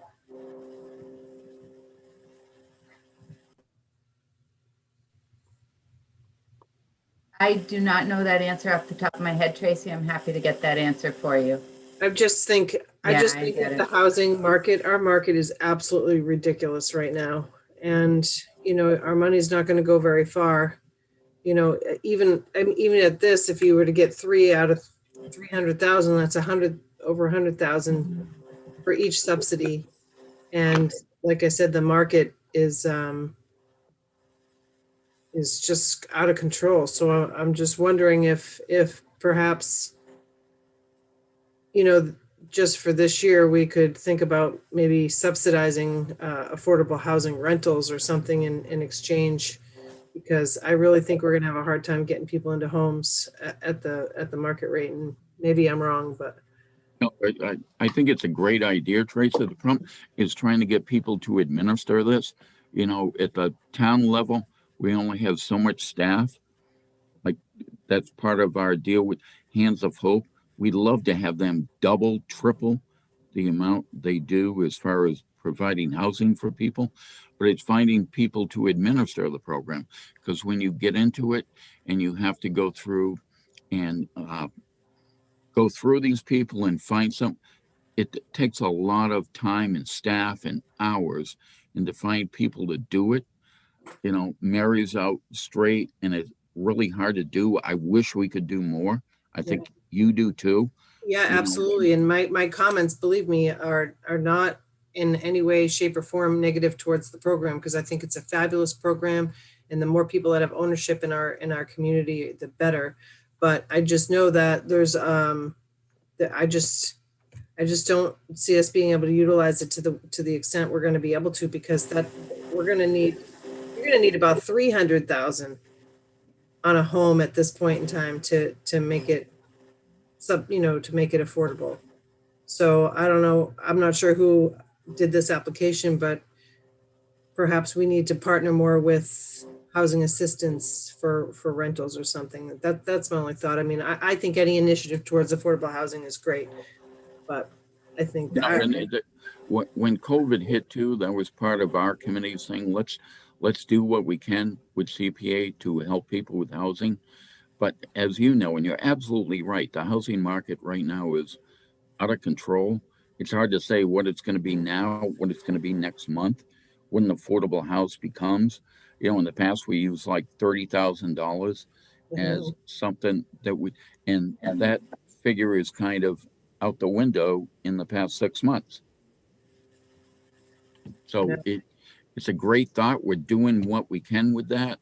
The more people we can get to try and go through and administer this, the more we can do, the better. But there's only so many people we have on town staff. And like I said, with private, like Housing Assistance Corporation and all them, we try and get them to do more, but it's a lot of work to go through and find the right people to go into these. And, you know, obviously we're trying to do it for Yarmouth residents, but it's a huge application process and interview process. And it takes a lot of, you know, town staff and people to go through this. So the more we can do with that, I totally agree with you. I will say, as far as CPA goes, in the past, as far as the media goes, Yarmouth has gotten a bad rap as far as taking care of affordable housing. We've done more in our bucket out of the money that comes out of CPA for affordable housing than any other category. We've done everything we can. Any program that comes before us, we look into it hugely, and we think it's great because we need these people living in town. Absolutely. We need these people mowing our lawns, working in the things, and these are working people. They're good people, and obviously we all have kids, and it would be great to keep them all here in town.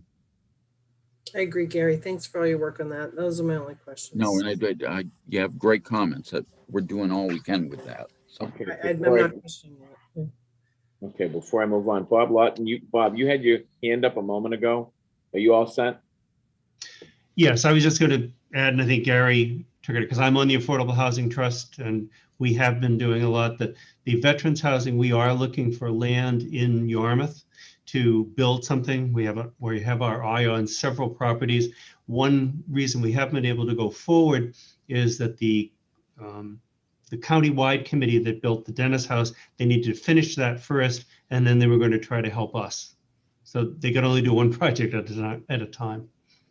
And I think what we try to do on the buy down program is to go out to bid, and we have been successful in the past of having a person, can't remember his name off the top of my head, but he's been able to find lower value houses, and then we would subsidize the repairs to make it affordable and livable.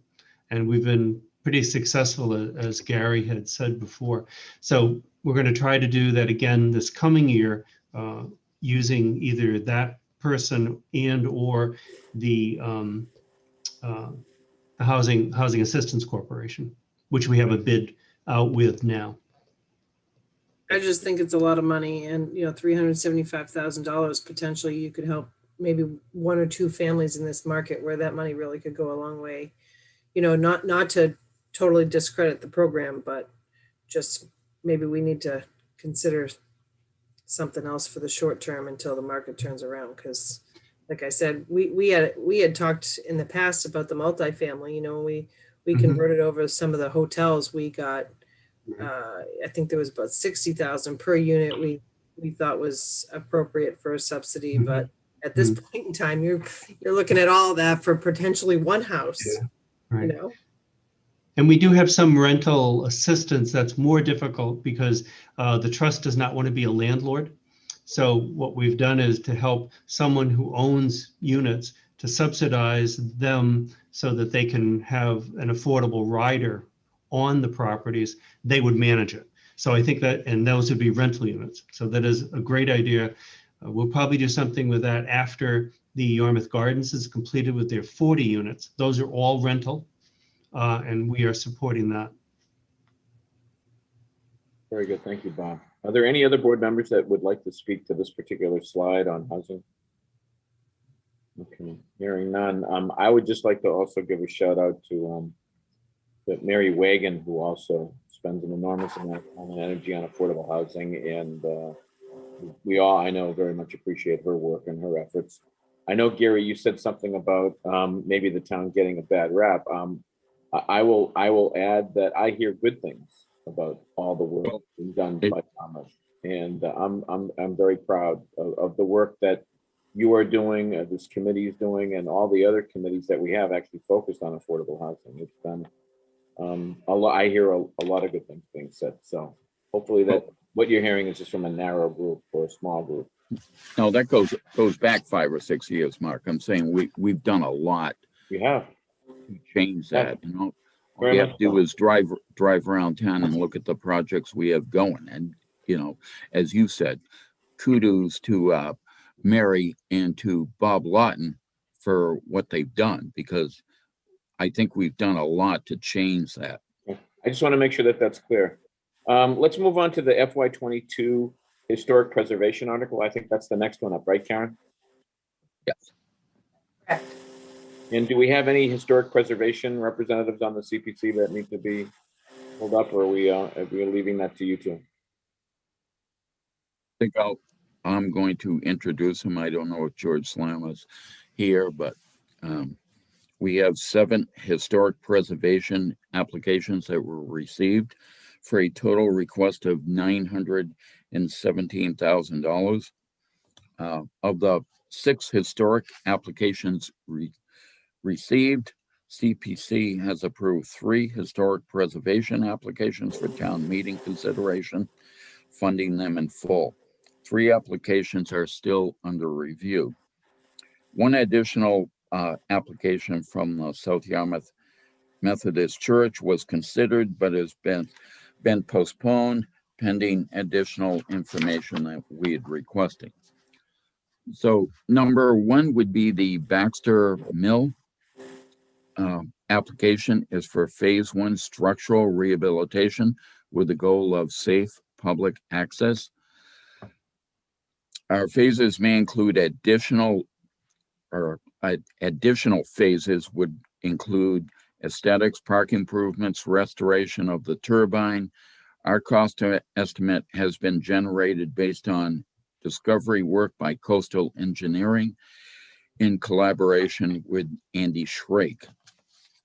The Taylor Bray Farm application is for phase 1 structural rehabilitation, again with the goal of providing safe public access. We're talking about the barn here. Plans and bid documents are being prepared, and the DPW will be issuing bid documents so that we may have the result in hand for a town meeting for the actual cost estimate. Number 3, we have the Town Records Management project will improve compliance with Public Records Division standards and also increase public access to historical records. The entire project is expected to take 16 to 24 months. Phase 1 is to identify and classify all stored documents, which would take about 2 months at a cost of $35,000. Phase 2, edit the database and produce guidelines and procedures, which would take about 4 weeks. We don't know the actual dollar amount yet until they do phase 1. And phase 3 would be scanning, refiling, and permanent storage, which would take about 12 months at an estimated cost of $110,000. The 4th project is the cemetery signage project, which will place signs at Pine Grove Cemetery and Georgetown Cemetery.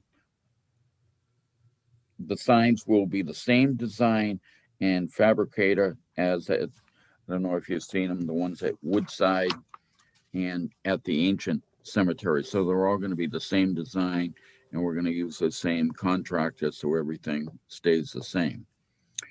The Cultural Center application is under consideration for $92,467 for roof rehabilitation and replacement of 3 doors.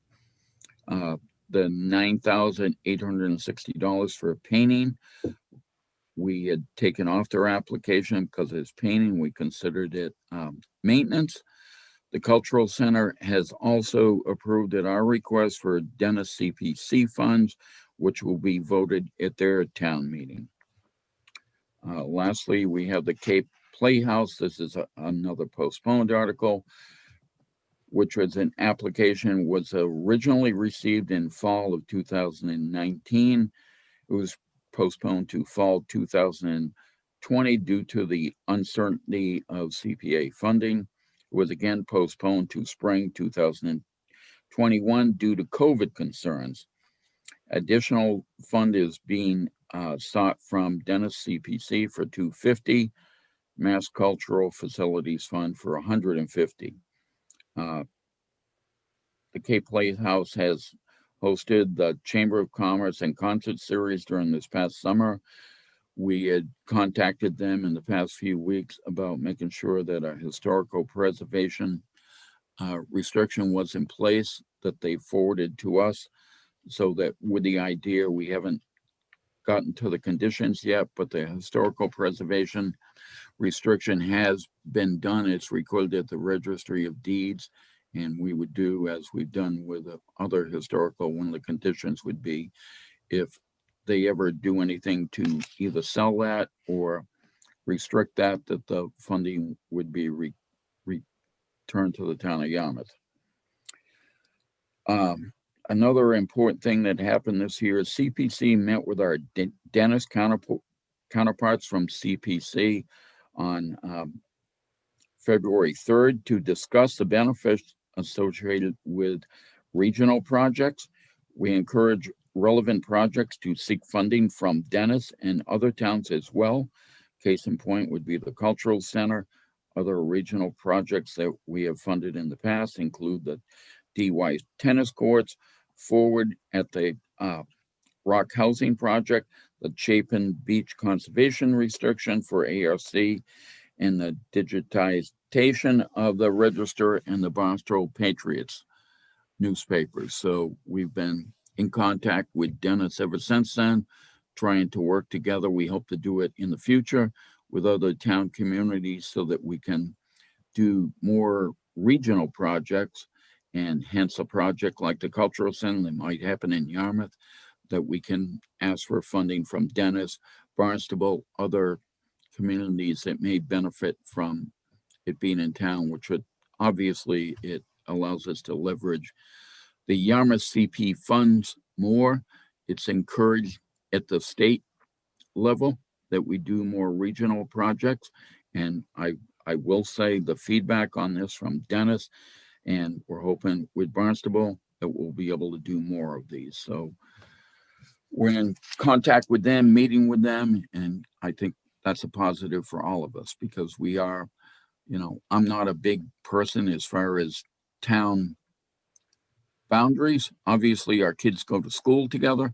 I think the more projects that we can do in collaboration with Dennis, Barnstable, Howard, and all them, I think that'll allow us to leverage many more projects that benefit all the community, which is what the Community Preservation Act is all about. So as far as historic, that is it. So any questions that you might have? Let me go to the board. Thank you, Gary. Dan Horgan, do you have any questions, Dan? Gary, just a quick question. Does your committee have any kind of a cap on specific projects? Many of these we've seen at least once, if not more.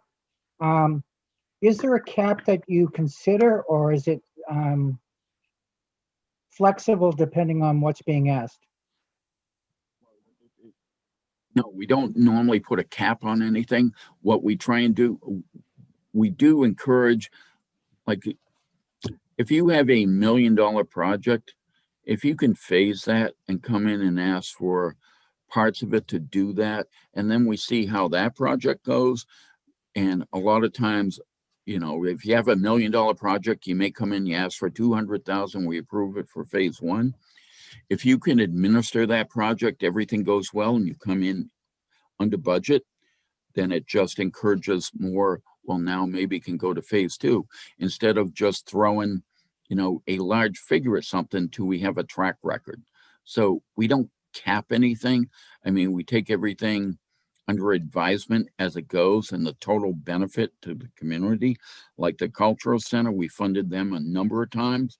Right. But I think at this point, everybody would agree we should be very happy to have the cultural center project in Yarmouth and what it brings to the town. And we take each part of their project on its own, but they have a great track record. They have a great track record with the state. We've won historic awards for the preservation of that. And then we created the Owl Club, and I'm just using that as an example. So instead of, giving $1 million at one time, we'd much rather let's do phase one. Let's see how that goes. And if your track record's good and you come in under budget and you don't go over, I think that's important to us as our committee. And then you can, as you go forward, you can ask for more matching funds, which is big with us. Every time you go into another phase, you can go back to the state, other communities, ask for more money. So it allows us in a great deal to be able to leverage more of the taxpayer funds from Yarmouth as we go forward. So the simple answer to you is no, we don't set out a cap to begin with, because I don't see that as working to our advantage. I think the way we've been doing it works better. I don't disagree with you, but at the same point, I think it might be useful information for our taxpayers to have, to know at any given town meeting how much money has been given of CPC funding to a specific project. And I don't see that in any of the documentation that you usually present at town meeting. No, but we have that, and we can certainly provide it because we ask it. We ask it on our committee level all the time. Like if we funded something 3 times, we go through it all the time. Well, in this year, we gave them this much, that. So we can certainly provide it. We can certainly have it available at town meeting. I think it would be helpful just because you have the information, you're making the decisions, but the taxpayers ultimately are the ones that are making the vote and spending the tax dollars. So I think it would be useful. Other than that, thank you. The work you guys do is much appreciated. Any other board members want to speak to this particular slide, this article? Okay, that's great. Let's move on to the next one, the open space one. Okay, for open space applications, the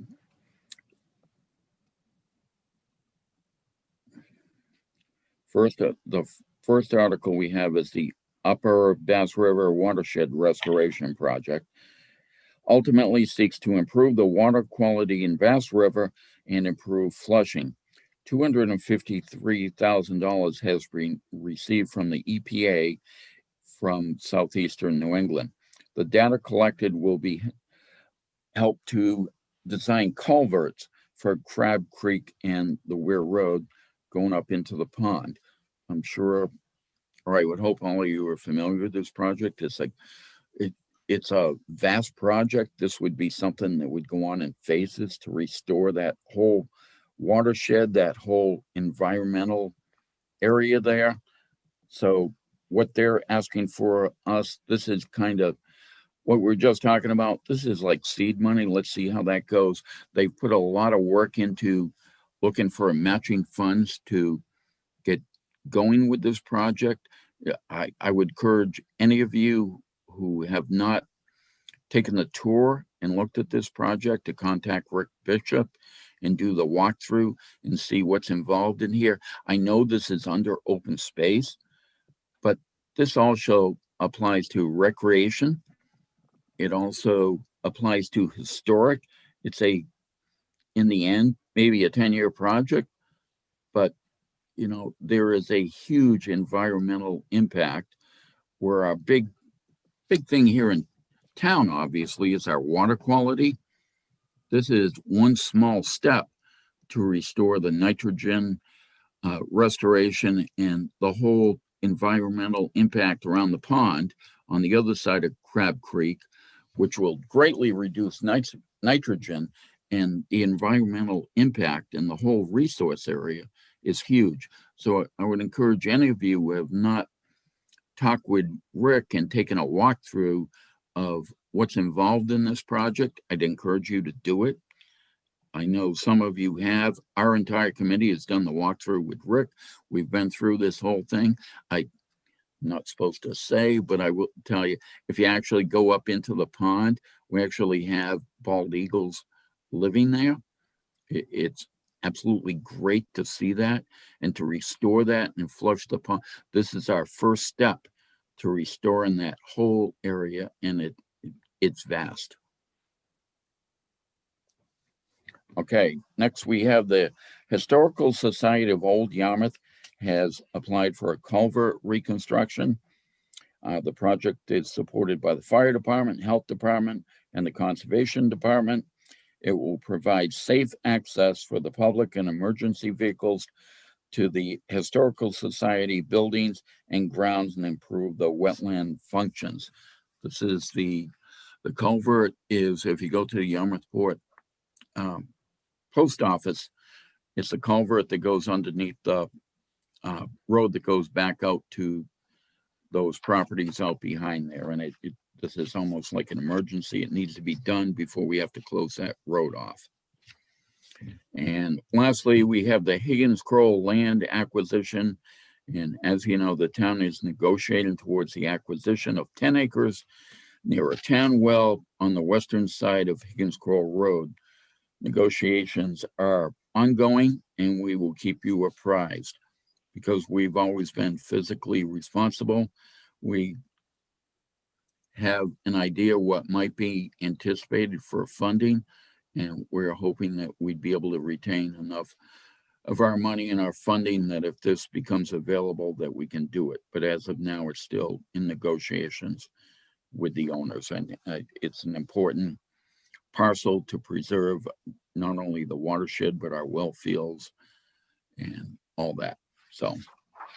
Okay, any board members have any questions on this particular section? Let me just add that I have toured that Upper Bass River watershed area, and this has the potential to be has a huge environmental upside, also in terms of protecting the watershed for Bass River. I was amazed at just at the potential there, and I do believe that by the town supporting it, it helps leverage other federal and state dollars that can be made available down the road, for this project. So I think it's a smart move to support this and to move this along. It has my enthusiastic support. And I'm also pleased that you flagged the Higgins Crow Road project. That's an important one. And obviously we're hopeful that there can be some successful negotiations on that one. I don't know if any other board members have any other comments, but if not, we can move on to the next slide on recreation. Okay, we have two recreation applications, one of which is Sandy Pond, which has been postponed. We have a number of questions, and so do other people. So we're addressing all those with Jeff, and I think they'll be answered. Should be ready to bring it forward, hopefully in the fall. One application has been approved by CPC to advance to the warrant, which I think you're all familiar with it. It's the application that was originally received in fall of 2019. This is for the drive-in site. It was postponed to fall 2020 due to the uncertainty of CPA funding. It was again postponed to 2021 due to COVID concerns. The Drive-In Site Utilization Committee submitted an application for $3.7 million for design and permitting, plus 50% of overall construction costs for the Riverwalk and Boardwalk Loop at the drive-in site. Based on available funds, CPC allocated $2.2 million, which was approved in the 2019 town meeting. The current application is for the balance of the original request for $1.5 million. Total requests are approximately 50% of the total cost of the project. To date, the town has been awarded other grant funding, including, and this is again with us funding in the past, looking for matching grants, and a lot of these it's worked out great for the town. We have $956,000 in land conservation funds and $1 million in Seaport Economic Council grants that have already been awarded along with what we're doing. So I just want to, at this point, thank the drive-in committee for being patient with us, without giving them their entire funding request. We asked them, we'll give them part of it, and they did it. They went out and sought the matching grants. They did it. We got them. And now we are hoping to, as far as CPC goes, fulfill our obligation for the town to fund the entire project along with their matching grants that they'll be looking for from them. And I think we all understand what a great project this would be for the town of Yarmouth.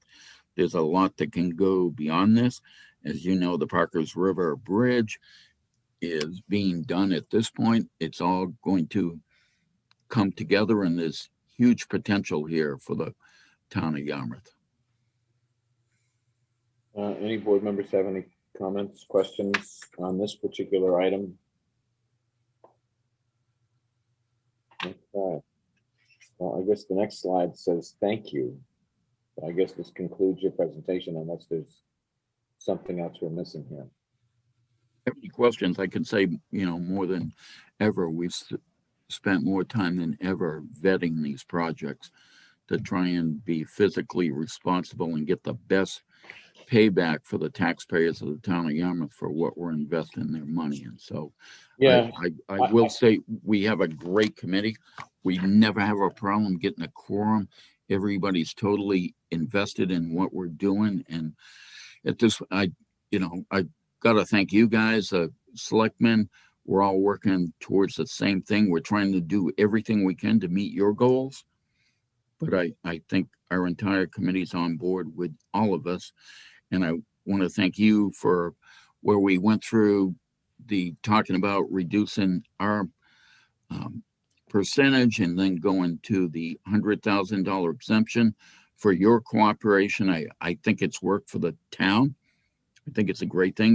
There was talk about, well, there wouldn't be any state match. Well, that is proved not to be correct. The state match is greatly more, so we didn't lose that money. So not only can we go forward with wastewater, we can also go forward with the Community Preservation Committee in our projects. I think they can work in collaboration, and it's going to be great for the town. No, I think we all appreciate the work of this committee, and you're right. We do work well together, both our board and your group, and we all recognize the hard work that you put in, and it's very much appreciated, Gary and Christine and all the others that may be tuning in. So, Mr. Chairman, yes, just a quick request. Gary, do you have a database that you could provide us that lists all of the monies that have been allocated from the beginning of the CPC funding mechanism? Yes, and I think Dan had asked for that before, and we have it. I know we have it. So I think, Dan, you got it. We're glad to forward it to it. It's pretty impressive when you look at it. So I think Karen or Dawn, they can forward that to anybody. We have it right on hand. You can see it anytime you want. Just ask it of Dawn and she will forward it to you. Okay, thank you. Even I am shocked when I look at it, what we've done. okay, that's great. Anything else? All right, thank you, Gary. Thank you, Karen. Thank you, Kathy, Jeff, team. All right, next item is the board and committee actions. And the first item on board and committee actions is approval of the new town administrator contract. And just want to bring that up. Before we move to vote on this, Bob, is there anything that you need to say or advise us on with respect to this vote? Not from my standpoint. I think Mr. Stone and Mr. Tolley did the negotiations, and We did receive this afternoon from Mr. Rittenauer a signature on the last page, just as he said he'll come in and put real ink to it, but he wanted to be sure that the Board of Selectmen understood that the negotiations were successful, and he's happy and ready to, and he did sign it. And I think his start date is going to be the first week in April, but we'll definitely confirm that. I'm meeting with him on a Zoom call tomorrow to start talking to him about where we are on various items. That's great. Do any board members have any questions on this particular item? Hearing none, I'd entertain a motion to approve the contract. I guess I do have a question. I'm sorry. I know Bob just sent some of the last minute changes. I'm not sure if Mike had a chance to review it or town council had a chance to review Yeah, it. they were very minor typographical things. There was a couple things, topics that were underlined. There was one line where there were two sets of closed quotation marks. Okay. Very insignificant Okay. things like that. So is the contract have a start date on it now of April? It does. It's going to be on that first Monday in April, which I believe is the 4th or 5th. 5th. 5th. April 5th is when he's going to start. And that was the gap in the draft contracts we had in terms of starting that initial 3-year period, which was subject to being extended upon successful reviews. Those were all blanks because we didn't have a start date. So Bob got that to me.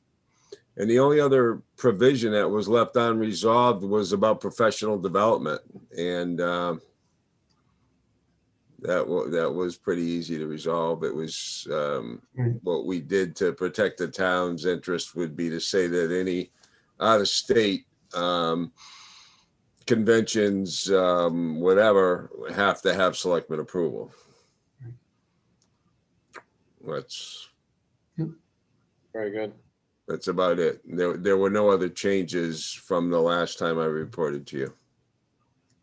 So the start date plus the professional development, that was it. Very good. Yeah, in my sense, the professional development will be likely travel to an International Managers Conference, usually held in the United States. Although lately, I'm not sure, they probably held virtually for the time being. He did mention in his letters that he goes to that once a year, and I think Bob goes to that and says that he sees him there. Right. I used to. I should start going on it because I'm running out of tote bags. There you go. All right. You're not going to be running out of towns, that's for sure. All right. Any other questions to Mike or Bob regarding the agreement? I make a motion, we approve the contract and sign, approve and sign. Okay. Do we have a second on that motion? Second. Mr. Horgan, any discussion? Yeah, I'd like to just once again thank Mike and Eric publicly for all of their work. They spent a lot of time on the search, helping us find a new administrator, and then working on the contract. We really put a huge burden on them, and they really stepped up. And I'm proud of the work that they did, and I just want to publicly thank them for everything that they've done on behalf of the board, for the board, and for the town, and bringing this to a very good conclusion. So thank you. Thank you. And I also like to thank the board for its involvement in the interview process and the scrutiny of the candidates and the background checking. And there was a lot of work that people did not see if they just watched the interviews on camera. So it was a team effort, a collaborative effort, and I think we got the best available candidate as a result of everyone's hard work. Yeah, thank you. Okay, so we've got a motion. We got a motion and a second. Roll call vote. All those in favor: Tracy Post, Aye. Mike Stone, Aye. Dan Horgan. Aye. Chair votes aye. Carries. Thank you. Next item on the agenda is approving the police officer union contract. I'm going to turn this over to Bob because I'm not sure we're ready for that. You are not. Town council has not finished his review.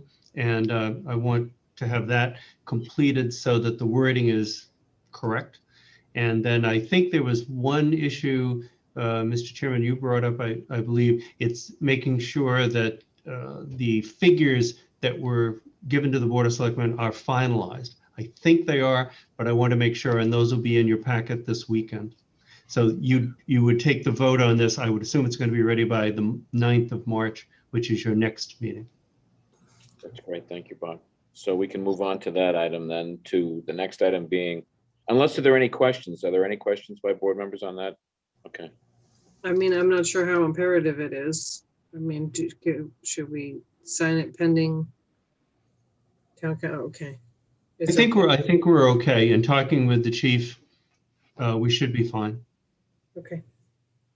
You mean time-wise? Yes, the union has approved in concept. They need to look at the final wording. Okay. I think we're fine. Thanks, Bob. And the next item on the agenda, I'm going to turn this section over to appointments chairman, Mr. Horgan. And Thank you, Mr. Chairman. Just a few recommendations for you tonight. First recommendation is to reappoint Ms. Niedermeyer and Ms. Barton as regular members to the Yarmouth Library Board. These reappointments are for 3-year terms and will run through February 2024. And also to reappoint Ms. Garvey and Mr. Bovino as regular members to the Yarmouth Library Board. These reappointments are for a 2-year term and will run through February 2023. So moved. second, any discussion? Hearing none. All those in favor, roll call vote. Tracy Post. Aye. Yeah, Mike Horgan. Excuse me, Mike Stone. Sorry. It's getting late. Mike, Which is it? it's Mike I Stone. vote aye. Thanks. Dan Horgan. Aye. Thank you. Chair votes aye. Carries. Next item. Next recommendation, I apologize, it should have been staggered and wasn't, so I'm going to amend this on the fly here to reappoint Miss Gavin to a 1-year appointment to the Library Planning Committee, to appoint Sue Loveland to a 2-year appointment to the Library Planning Committee, and to appoint Rich Simon for a 3-year reappointment to the Library Planning Committee, terms ending in 2022, 23, and 24. So moved. I'll second. Any discussion? Hearing none. All those in favor say aye. Tracy Post. Aye. Mike Stone. Aye. Dan Horgan. Aye.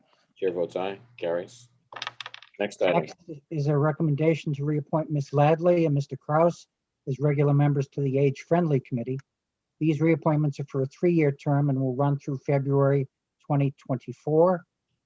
Next, to reappoint Ms. McPhee and Ms. Rubita as regular members to the Age Friendly Committee. These reappointments are for a 2-year term to run through February 2023. And finally, to reappoint Ms. Hively as a regular member to the Age Friendly Committee. This is for a 1-year term to run through February 2022. So moved. Second. Any discussion? Hearing none. All those in favor say aye. Roll call vote. Tracy Post. Aye. Mike Stone. Aye. Dan Horgan. Aye.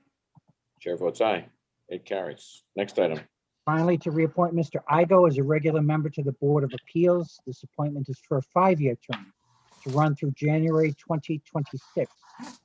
And also to reappoint Mr. Neitz, Mr. Campbell, Mr. Barron, and Mr. Kelly as alternate members to the Board of Appeals. These reappointments are for a 1-year term to run through January 2022. I just have a question on that one, Dan. Yep. I've never seen a 5-year term. I was told by Pam that regular members get a 5-year appointment. I don't think we've been doing that. That's a long time. Bob, I'm happy to have you check on that if you feel I it's will. necessary.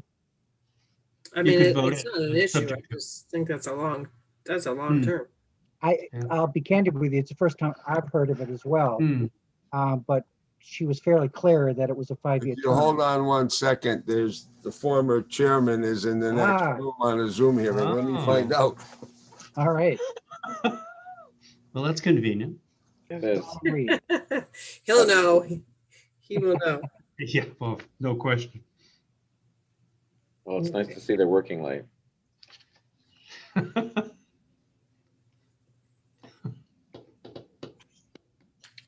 Okay. I have confirmed from the highest and most reliable source that it's a 5-year term. Wow. Okay. Well, that's the recommendation. There you I'll go. move I'll move those appointments. I'll second. Any discussion? All those in favor say aye. Tracy Post, Aye. Mike Stone, Aye. Dan Horgan, Aye, chair votes aye. Carries. Thank you. Believe that concludes the committee business. it does, Mr. Chairman. Thank you very much. The next item involves approving the January 28th, 21 public session prior to executive session minutes and the February 9th, 2021 public session prior to executive session minutes. And then there's the February 9th, 2021 minutes. And I just want to, before we make a vote on those, I just want to double check as to whether or not the town administrator recommends that we act on the February 9th executive session minutes, or should we pull those until the next meeting? Do we approve and hold? Yes, that's what I would recommend on at least the executive session.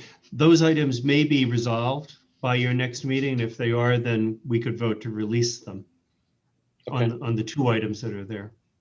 So that Yes, would- I suggest to get, if you choose to, if you're happy with those, vote them, but hold them as Ms. Post had suggested. Okay, then I'll make that motion to the board with that provision regarding the February 9th executive session minutes. Second. Okay, any discussion? Hearing none. All those in favor say aye. Dan Horgan, Mr. Chairman, I need to abstain on the February 9th approvals because I was not there. okay. That's fine, duly noted. All right, Mike Stone, Aye. Tracy Post, Aye. chair votes aye. Thank you, Dan. Okay, next item is the upcoming agenda review. And we've had some discussion already about an upcoming agenda item. So let's just, what I'd like to do, if it's okay with the board, is deal with the one that has come up before. And I'm gonna let Selectman Horgan, who has expressed interest in this, speak to this. I'd simply look for an opportunity for us to try to answer a question that has come to our board several times since January. I don't think it will take a lot of time, but it will give board members and the public an opportunity to weigh in and to ask questions if they have any. But I think it's important we clear it up. So I'd like to see it on. Sure. Is there any objection to putting it on for the March 9th meeting? Nope. Any objection? Okay, then let's do that. Let's add it to the 9th. What else do we have, Bob, for our next meeting? The only other item that's not on here that we based upon your discussion earlier this evening on the moving of the annual town meeting date. Okay. We should do that in March, maybe on the 16th, because there may be questions. Now, the one, I take that back, on the 9th, I did put on there an annual town meeting discussion with the town clerk and the town moderator who would be participating in the discussion. There are some timing issues that the town clerk would need to brief you on. Like Okay. if you did the town meeting in May on the 11th, let's say, what does that mean? How do you back up from that date? You're recommending that we have a discussion on it at our next meeting, but not necessarily vote or take action. Is that it? You should have the discussion. You could vote if you're satisfied, or you may want to wait.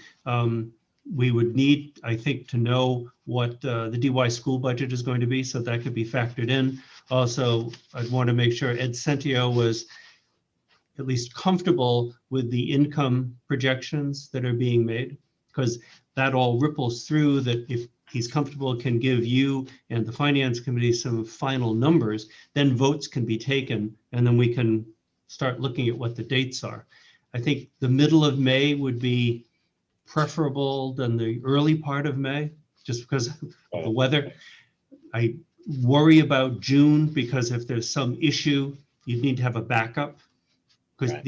these have to be done by the end of June, as I cited in the short note that I gave to you, based upon a discussion with town council. But if that's acceptable, we could do that next, on the next meeting. How does that affect the ballot vote, though? So we'd have to push the ballot vote off as well, the elections, how does? That's what Mary's going to be here to discuss. Okay. She and I have talked about it, but I thought if she came in early, like on the 9th, then she can go over those details that really she's the expert Yeah. on that piece of it. But those are excellent points, because Yeah, you I do have think- several ballot questions that need to be on the Yeah. election. One of the Yes. reasons why I would like to keep this on the agenda just for discussion purposes and maybe there's a vote is because the earlier we talk about this, and like you said, Tracy, there may be some other issues, other angles. The earlier we look at them, identify them, flag them, it gives the town staff and department, more time to sort of research and figure out any potential glitches that we might encounter. The only other change on the potential agenda, I think on the 23rd, I had tentatively put down for the capital budget hearing and the finance committee budget hearing, which are also required with no specific date in the charter. I think that would be eliminated based upon the discussion. If we're having a meeting in May, there's no reason to rush, because they would not be able to have completed their work, meaning the finance committee and the capital budget committee, in advance of the 23rd. So you're suggesting that we could drop those two items, the budget hearings? Or I would say yes, and we'll put them in once you decide what the date of town meeting, and again, it's another item we would back into. But if the board doesn't commit to changing town meeting, then we're not in compliance with the charter is the problem. If you don't, if you decide not to change the date from the 27th, then we would have to do this on the 23rd. Right. But I think your inclination seems to be to change it. Right. We can leave it on for now, and then it's really just picking a date that everybody's comfortable with. So we can, those have asterisks and may very well move. Well, good. The Yes, town ma'am. moderator sent a email about a date he wasn't available on too. You remember those dates, Mike? We're gonna have to take that into account. Yes, yep. Well, Did you get that, he'll be Bob? at the 9th. I don't recall that. He'll be at the meeting with Mary on the 9th. Okay, that's great. Did you see that, Mark? Yeah, I did. I'll forward it to Bob, make sure that he gets Okay. it. Okay. And I'm also on the 16th, I'm anticipating we'll have a report from the beach operating subcommittee, if you want to call it that, with some cost items. I'm hopeful that that'll be done. The other thing that I'm sending around is I've done a draft of discussion points and then decision points for the board on the drive-in site. That's being looked at by the drive-in committee. They'll be getting it, as well as Karen Green. And you're likely, that might come up when, Bob, did you say? Drive-in? I'm not sure. I'd like to do it early in March. Well, maybe it's going to be the 23rd if we have time of March. I guess that's not that early. Okay, that's great. And the other thing I have to do is to get finalize the costs on the phase 2 for special counsel, because you have not approved that. So I need to get you the costs, the source of funding, and then a memo to see if you would wish to approve going ahead to another phase, which I'm not sure yet. I think it's If I also could just good that add you. one thing, Mr. Chairman. Yes, Dan, go ahead. I've asked a couple of times, I'd love to see us bring in a discussion about the HY. Well, it's on here. It's on, we've got it up Oh, on I'm the sorry, 30th. I totally missed it. Yeah. And When do one you of have the it things, on for? I'm sorry, hopeful. When is it on for? 30th, March 30. Oh, Tentative. great, okay. I apologize, I didn't see it. No. No, we know we need to have more discussion about it. There's some information in there that the board needs to be briefed on.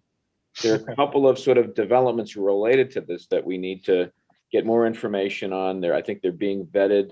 One is this permitting involving the Bass River watershed and the Lewis Bay watershed. The Lewis Bay watershed, there's a need for some type of permitting involving both the town of Barnstable and Yarmouth working together in concert. Some of you may have read about the lawsuit involving Conservation Law Foundation and the town of Barnstable. So that's something that is now, I think, become a pretty high priority for the town of Barnstable. So at some point, we need to get into that, and that's relatively soon. The other And item is that the have, board, on that issue, Mr. Chairman, we have the draft of that. I met with Jeff Colby. He is looking at filling in some of the details and then getting prepared to make a presentation to the board. That's great. That's terrific, Bob. Thank you. And then the other DHY item is an update on what is called Appendix A. This is a list of the project items and the project costs. Okay. And that's a key component of the agreement that we really haven't spent much time talking about. So I've sort of insisted that when we get a DHY update, that needs to be a piece of it. The board has asked for some education programs, so they're working on that. So we need to get updated on the education program, some of those materials that'll be available. We've done this now for town meetings to get some background information available to people so we can get an update on that as well. So It'd be great if we could also get an update on the Bass River golf course the recharge golf area. course, the amount of money that is going to be lost with operating. That's being done as Bass part of the Appendix A, Dan. That Oh, is will it? be, Okay, that'll good. be identified there. Yes, is to identify. See, Yarmouth is not the only golf course that will be impacted. Under that project, DHY, there are 2 golf courses in Dennis that will be impacted. All right, and they will incur some potential revenue loss. So the idea is to try to collect as much of this information together at once. So we're not trying to figure this out, Yarmouth first and then Dennis later. Let's get all the details out now and figure out what it might mean. Very good. So is there anything else related to DHY that other members would like to have light shed on or discussed? No, I just think that pushing our town meeting back is probably going to help with that as well. Yeah. Probably right. Mike, is there anything on DHY that you would like us to make sure it comes before the board? I can't think of anything else, Mark, at this time. No, I want to make sure that if there are particular items or aspects of this project and of this agreement that board members would like to zero in on and examine, that we make sure that we've got that information in front of, that request in front of Bob, so that he can make sure that we get what we need. So, okay, that's good. Is there any more business that we need to talk about, Bob, on the upcoming agenda items? I have a couple items. Go ahead, Tracy. Individual. Well, just a couple items I think that I'd like to put on there as well. I think we should have a discussion again. I know I had brought it up a couple of years ago. I didn't know that it had been forwarded to the Finance Committee. There was nobody there to speak on its behalf, but the electronic voting at town meeting, and I know Dan and I had spoke about it, but there's some potential, from what I understand, to borrow this or rent it from another community who's already purchased it. But at some point in time before town meeting, I'd like to have that discussion to see if this board would be interested in at least exploring that as a maybe as a pilot. And as we spoke about in a meeting earlier with the veterans housing, the outreach, I'm glad to hear that Mr. Lawton and his group has been exploring that, but to the extent possible, perhaps we could have that group in to talk about their lessons learned in the process, and maybe it's not the Affordable Housing Committee that spearheads that, but perhaps we could have it as an agenda item to talk about how we can collectively move forward with that, perhaps a committee, a special committee, if the board's interested. Is there, I think that's entirely reasonable. Is there any objection to those? Good idea. Yeah. Let Bob and I work on figuring out when we can at least slot them in. And some of the other items that are pending out there as well, we need to take another look at. So let's add that to the list of items to delve into. On the electronic voting, that might take a little bit of time to prepare, although we've covered this before. But I'll leave that up to Bob and to talk to the town clerk to find out when we can get that on the agenda. Okay? Is that okay? You could Tracy? even have a preliminary discussion on the 9th when Mary is with you. Yeah. Do you want to put that on for the 9th and ask Mary to talk? I'll let her know. I'll let Okay. her know that that might be one of the topics, and she may have an overview on it.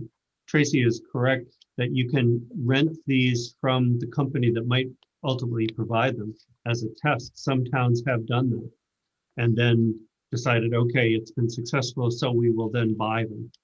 So yeah, that's a great idea.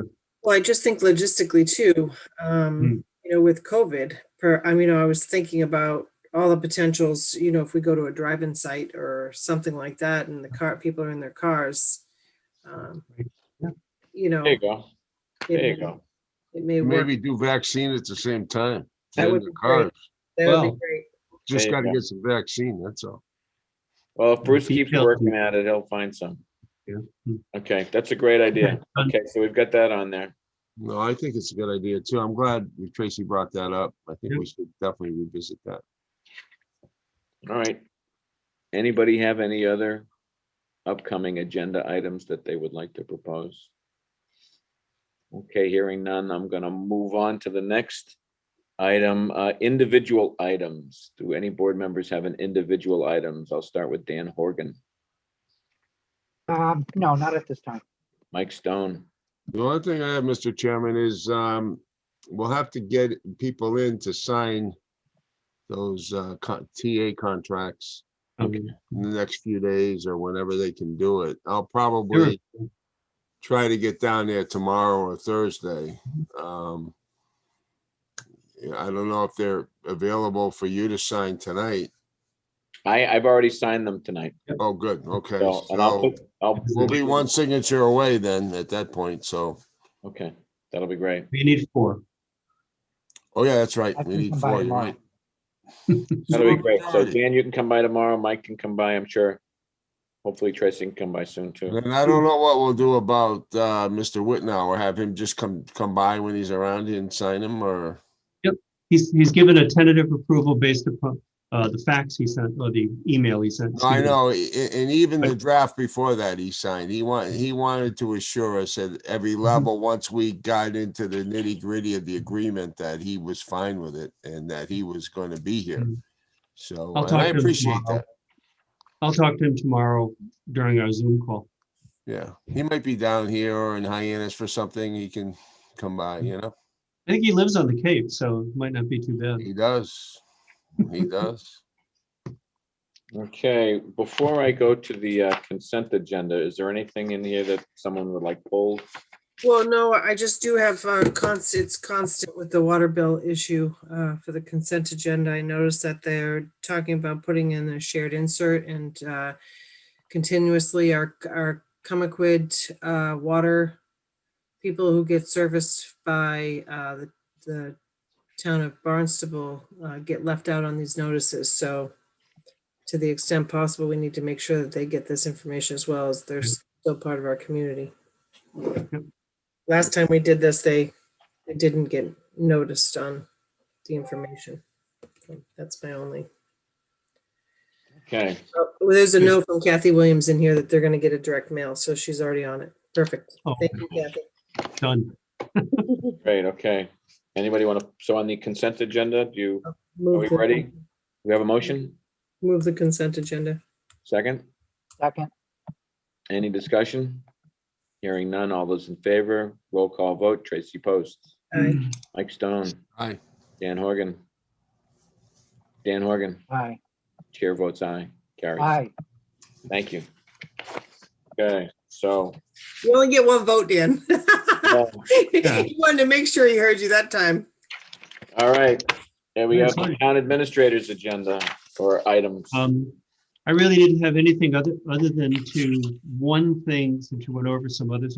I did talk with the manager of the Barnstable Municipal Airport this afternoon, and yeah. asking her what the date was for their next meeting on the master plan. It's going to be March 22nd at 6 p.m.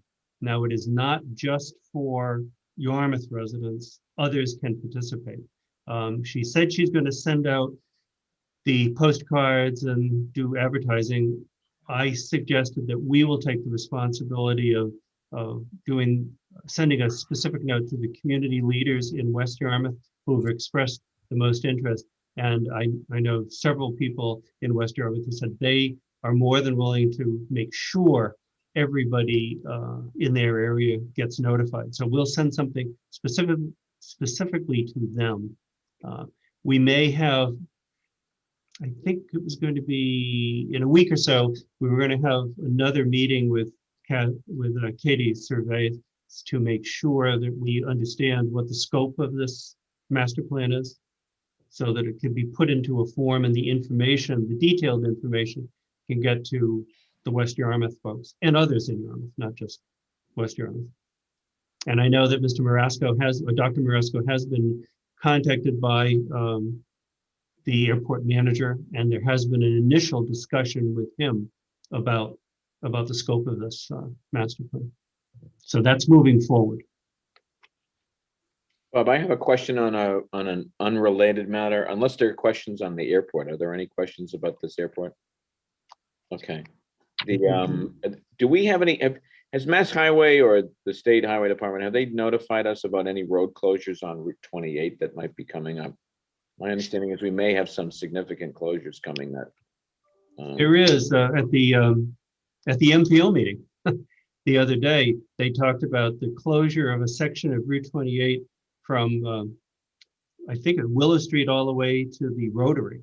I made a note of that at the MPO meeting. I'm going to ask Jeff what specific information has been. We shared it. The town of Yarmouth shared it on our on the Facebook page. It's being closed. They're doing a railroad work overnight, 24 hours a day at the Route 130 or Route 132. It's not in Yarmouth. Do we have the dates, Tracy, on that? It's beginning March 1st and it's going through March 21st. It'll be closed. They are changing the dates. I mean, they are changing the railroad tracks on right by Willow Street, because they've got it all blocked off now. So that area is going to be closed, I think. Oh, and here it is. So Kyle's just put up on our screen for people that are watching the notice itself. If they're having trouble reading it or want to read it in more detail, they can go to the town's Facebook page to get the details on the closure. But it looks like 3 weeks, which could be somewhat disruptive traffic-wise for any Yarmouth residents or any residents for that matter traveling through that area. So just a red flag. And this all comes via a text message from Kurt Sears, who sent it to me to make sure that we remind folks of the traffic interruption. Yeah. So any other agenda items or items to update on, Bob? All right. No, sir. Okay. Do I have a motion to adjourn? So moved. Second. So moved. You gotta say second again now. There you go. 2 seconds from Mr. Horgan. No discussion, I hear. So all those in favor, roll call vote. Tracy Post. Aye. Mike Stone. Aye. Dan Horgan. Aye, aye. Chair votes aye, aye.